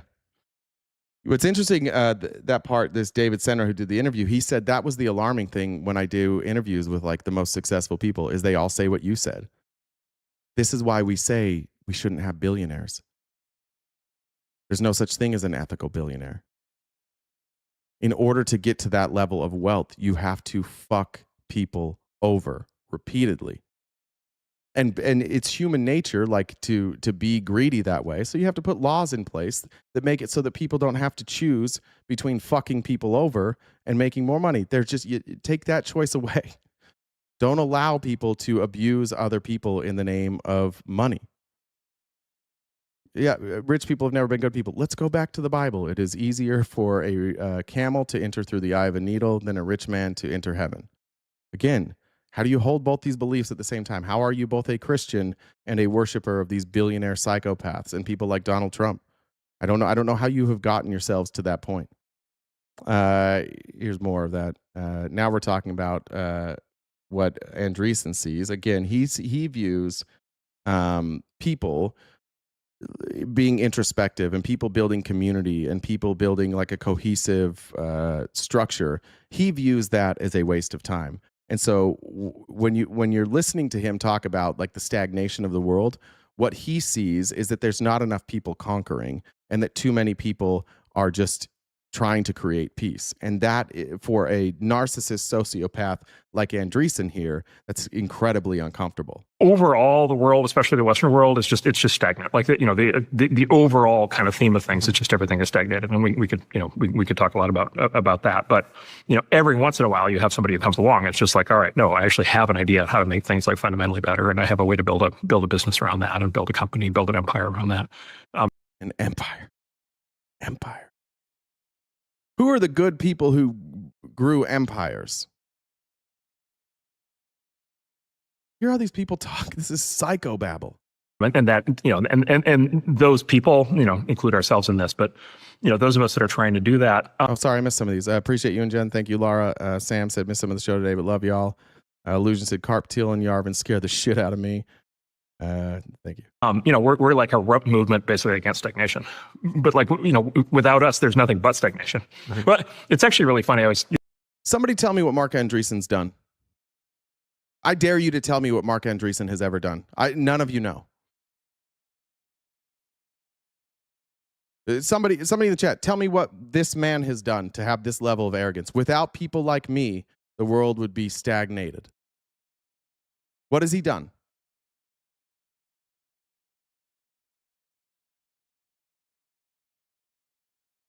See what I mean? But he has the power. Their self-importance is alarming. Peter Thiel didn't really do that much. Fuck, Elon Musk didn't do that much. They hyperinflate their accomplishments for things that they've never done. They're just capitalists. And they've all worked together, and they've figured out ways to invest in companies and make a fuck ton of money by fucking over the average person. There's always this kind of criticism that you get from, whatever the, kind of the corporate press or kind of outside critics. So it's just like, oh, you VCs are funding the wrong things, or you entrepreneurs are building the wrong things. It's like, well, nobody licensed us to do any of this. We didn't apply for a permit, right? Get judged by somebody ahead of time and told, yes, you get to do this, you don't get to do this. Many people could be trying to do this. Anybody can do this. Anybody. What are you doing? What are you doing, Andreessen? Anybody can, build a product, start a company, start try to be a VC. These are all completely open fields, and it's just it's shocking to me how few people actually give it a shot. And the fate of the world over the next 1,500 years is riding on the people who actually want to give it a shot. One of the annoying overall the world, especially annoying things about tech people for a while, and they've all kind of shifted away from this word, but they used to always talk about disruption. It was like one of those tech buzzwords where we're going to be disruptive in whatever space. We're going to disrupt the coffee space. How are you going to do that? We're going to have green cups. Oh, that's very disruptive. And everybody would overhype how they were able to disrupt certain industries. Thank you, Alyssa. I appreciate that. But that's why when you see who they latch onto, it really is just they need destruction. You think about why they would latch on to Donald Trump. He's destructive everywhere he goes, everything he's ever done. He walks into the room and he breaks shit. And that's what they've all said about him that they love. That's what a lot of you have said about him that you love. He comes in and he breaks shit. Well, does he fix it though? Seems like they just break shit. Will you be surprised to know that when he was on Rogan, he loved RFK? Listen to how wrong he wound up being about RFK. This is before Trump won the presidency, or maybe just after. But listen to how wrong he wound up being about RFK. So the other thing I'd say, so I've been down in Florida the last couple of weeks working on some of the stuff happening down there, and one of the things I learned is that the RFK is really in charge of health for the country from here. He's really in charge. And, working with the president, and he, for all the controversy around some of his positions, like he's, this whole Maha, like he's very serious about this. Mm-hmm. And a lot of people, including a lot of the most qualified people I know in the field, are like, yes, it is long overdue that we look at the food system. Yes. And we look at all just whatever, to your point, the horrible track that we've been on for 40 years, which is just a complete catastrophe. And I think literally everybody has fucking said that. Every doctor, every nutritionist, every scientist. RFK wasn't new with this. What did RFK do different than them? He went on podcasts and he did steroids and he told everybody to take methylene blue and not be vaccinated. All this stuff they're talking about, people have been talking about this forever. Michelle Obama did this, and Fox News lost their fucking mind when she's like, what if we had healthier options for kids at school? They're like, that's not America. You fucking commie. Our kids can eat whatever the fuck they want. Like, we've been talking about this forever. This is not a new idea that RFK brought along. There's this concept in psychology called common knowledge, which is it's something that everybody knows, but yet nobody states out loud. And so except for everybody was stating it out loud. Literally every fucking person I've ever met knew that our food system was fucked. I've known that my entire life. It's like known, but then all of a sudden there's a tipping point, and all of a sudden it's not only known, but it's like obvious. All of a sudden everybody agrees on it. Yes. And this feels like one of those moments where it's like nutrition, behavioral, exercise. It feels like that because for the first time Republicans acknowledged it. So to them it felt new. They're like, oh, guys, did you know that our food system is totally fucked? We're like, yeah, we've been saying that. But they didn't listen to us because we blamed capitalism. We blamed factory farming. We blamed GMOs. Is that what it's GMOs? We blamed pesticides. We blamed overprocessing that is due to keeping food more fresh and being able to ship it, and capitalism. And they're like, no, capitalism is perfect. It's the greatest in the world. And then RFK came around and he's like, actually, it's because he got everybody on vaccines because nobody wanted to wear a mask and stay inside. And so they're like, I don't want to do this. I hate vaccines now. I'm going to listen to RFK. And then he's like, did you know our food is bad? They're like, huh? That's crazy. Nobody ever did tell me this before.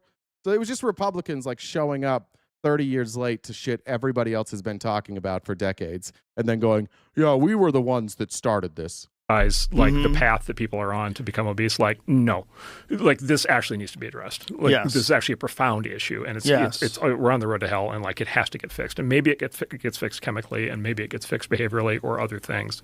Maybe the culture has to change, but it has to get fixed. And I've been very encouraged. Yeah, it turns out he did nothing, but just wanted to point out there that his idea of an innovator was RFK, who just used recycled ideas.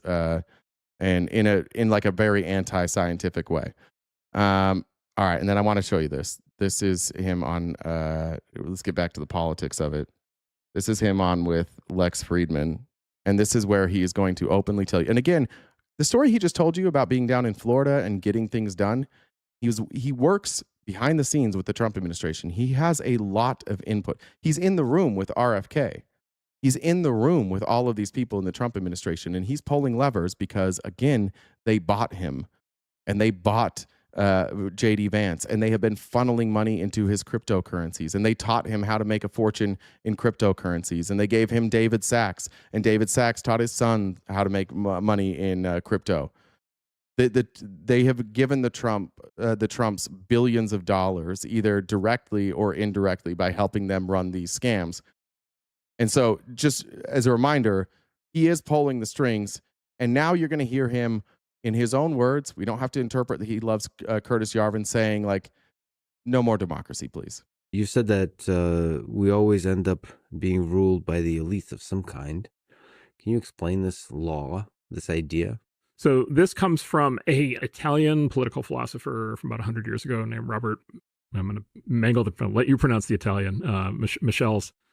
Or Michael's. And then I learned about it through a famous book on politics, probably the best book on politics written in the 20th century, called The Machiavellians, by this guy, James Burnham, who has had a big impact on me. But in The Machiavellians, Just wait for the impact that he got here. He resurrects what he calls this sort of Italian realist school of political philosophy from the 10s and 20s. And these were people, to be clear, this was not like a Mussolini thing. These were people who were trying to understand the actual mechanics of how politics actually works.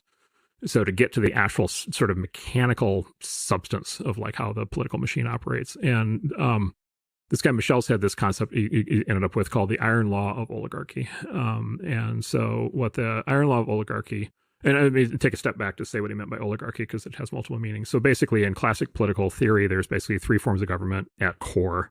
Thanks, Christine. So thanks for bringing things to our attention and helping us learn and make better choices. I appreciate that. Democracy, which is rule of the many.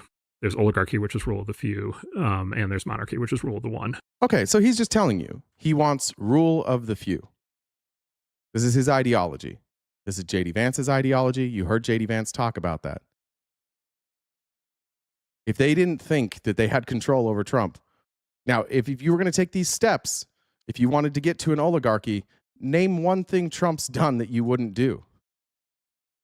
You got to break the whole system, which is ironically what a lot of you voted for. Like, I want somebody to come in and break the system.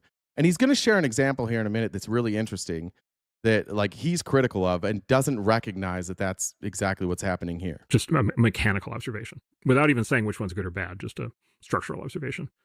And so the question that Michelle's asked was like, is there such a thing as democracy? Like, is there actually such a thing as democracy? Is there ever actually like direct government?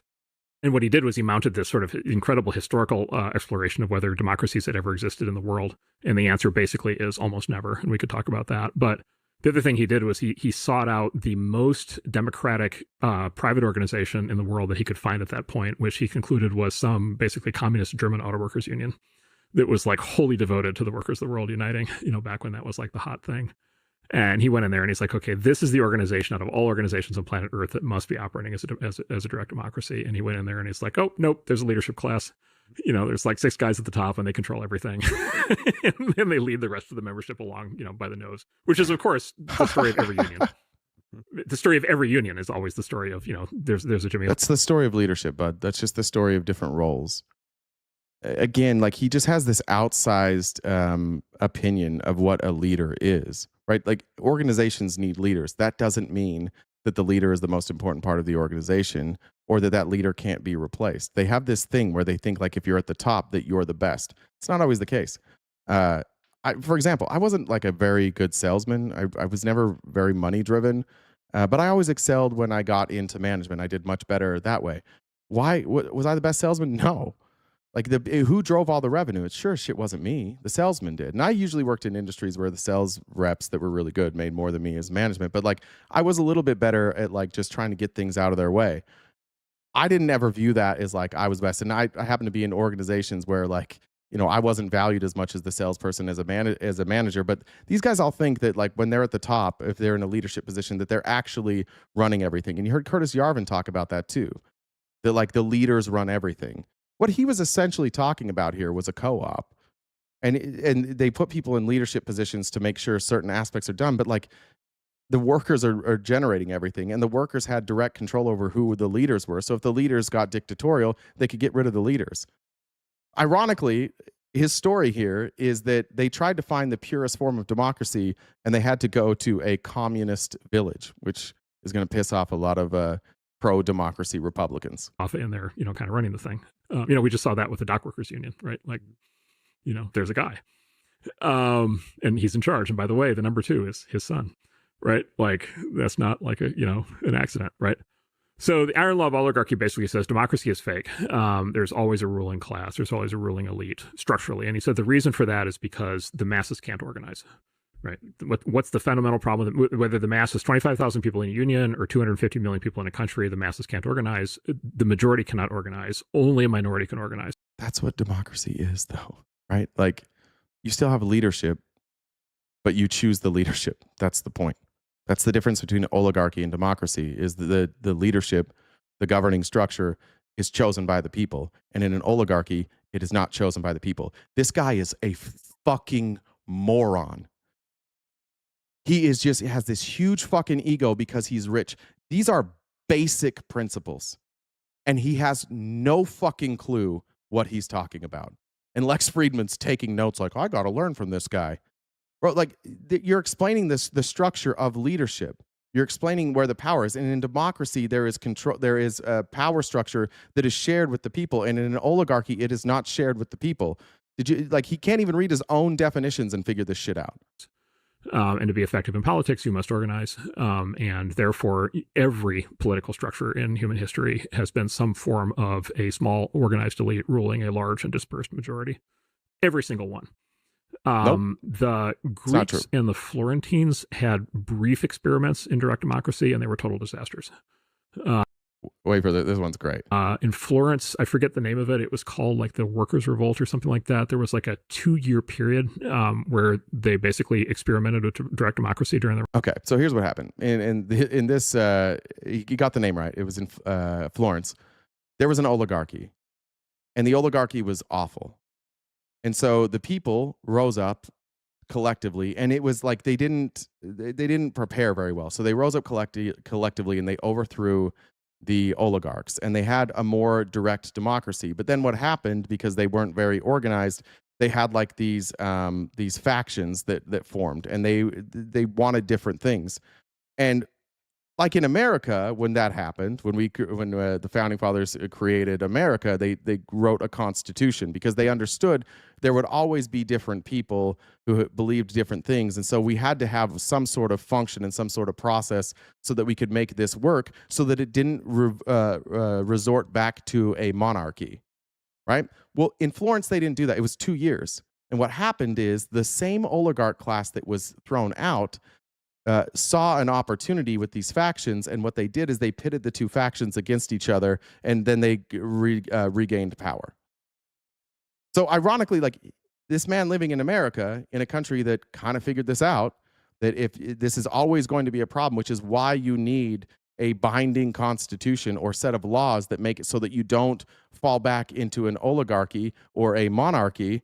That's kind of the American experiment. That's why America has been a success when it comes to democracy, until we started allowing the oligarch class, him and his friends, to start buying our politicians, which they warned against. Like, ironically, he doesn't get that. Yes, eventually, democracies generally die, but why? Because fuckers like him come up and say, "Give me all the power," or they trick you into giving power. Renaissance, and it was a complete disaster, and they never tried it again.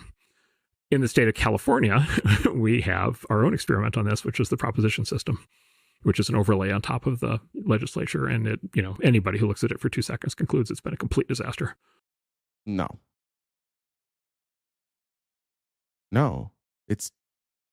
why would that be a complete disaster? It's been great. You basically have told the people of California they can vote on certain. You know who hates it? Billionaires. You know why billionaires hate it? Because they keep voting to tax billionaires. And the billionaires are, "This isn't fair. I used to be able to buy all the politicians, and now we're letting the people vote." Not everybody thinks it was a disaster. Rich people think it was a disaster because they keep saying, "We want more money for education. We want to fix our roads. We would like our state parks to be better. So we're going to tax billionaires." And they're like, "I used to be able to buy all the politicians off. This is a disaster." It's a great thing. I love that. In fact, there's a lot of times, like Arizona is a great example for this. When we wanted to legalize cannabis, the legislature kept saying no. So we got a proposition. We put it on the ballot. The people voted, and it was legalized. In Utah, I helped my friend run the legislation. Well, I didn't help. I didn't do shit, actually. I just went up there a couple times. But he ran the legislation, and same thing. It wouldn't have passed the Utah legislation with more than like 10% of the votes, but they did a proposition and they put it on the ballot for the people of Utah, and they got medical marijuana, and it passed with like 67% of the vote. But if it would have gone through the legislature, they would not have done the will of the people. So he keeps calling these things failures that just stand in the way of him being a king. It's just a catastrophe, and it's caused enormous damage to the state. And so basically, the presumption that we are in a democracy is just sort of by definition fake. Now, all right, we'll finish this video, and then I got to go. We're close on the gift goal. If anybody wants to help us knock that out, I think there's like $70 left. I think something like that. That'd be great. If not, we'll see you guys tomorrow. I didn't realize I was so over on time, but I'll finish this.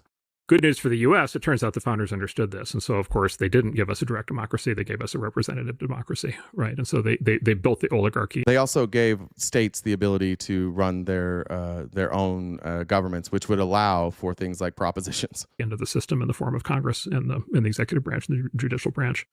But so anyway, so as a consequence, democracy is always and everywhere fake. There is always a ruling elite. And basically the lesson of the Machiavellians is you can deny that if you want, but you're fooling yourself. The way to actually think about how to make a system work and maintain any sort of shred of freedom is to actually understand that that is actually what's happening. All right. We'll pick up on that tomorrow. I didn't realize we were so far over time. Sorry about that. Let me check comments one more time and then we'll get out of here. Malika said, thanks for all you do. I appreciate that, Malika. It wasn't me said, I regularly suck up to my chat GPT, so when our AI takes over, I'm totally good. Yeah, it might be time to be friends with your AI. That's not a bad idea. It wasn't me there. OCD Tileworks said, I know what you did to that rug too. What the fuck? Who are you? I'm gonna have to look up I'm gonna have to look you up. I'll figure out who you are. I got this. Jen, did I miss any?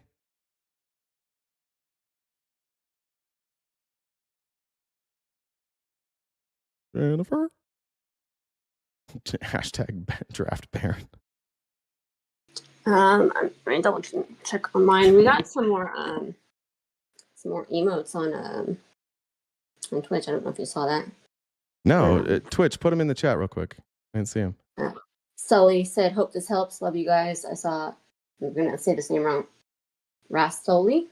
Rossaloo. Rossaloo. I'm going to say it wrong. Oh, thank you. Let me see. I think that's... Who did they? Did Namasi do these again? Yeah. All right. There's... I'll have to send I see him. Yeah, send him to me. I see him in the chat now. Yeah, we got a bunch of new ones. We've got a Rugwell one. Oh, no.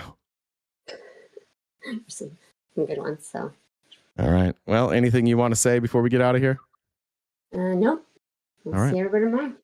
All right, everybody. We'll be back tomorrow morning, every weekday morning, 9:30 a.m. to 1 Pacific Standard Time, right here, wherever you're watching today. We made it through on TikTok 2 days in a row without being banned. That might be a new record.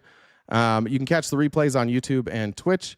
You can find our merch in our merch shop in the link in my bio. If you'd like to join the Discord, message Jen, JENNDUBB1 on Discord. She'll get you a link and you can join the Discord. That's free. A reminder, on Monday night, we are going to have a movie night. We're going to watch that Manosphere documentary on Netflix. We're going to watch that in the Discord. So make sure you're a paid member either on Twitch, TikTok, or YouTube, and you can join us for that. Other than that, I will see you guys bright and early tomorrow morning. Take care of yourselves, drink water, say something nice about yourselves. Go outside and touch grass. If you can't touch grass, smoke grass. If you don't smoke grass, God bless you and God bless America. You're going to make it somehow. I just don't know how you're going to do it. But until I see you tomorrow, take care of yourselves, be nice to each other, stay cute and cool, and have a great summer.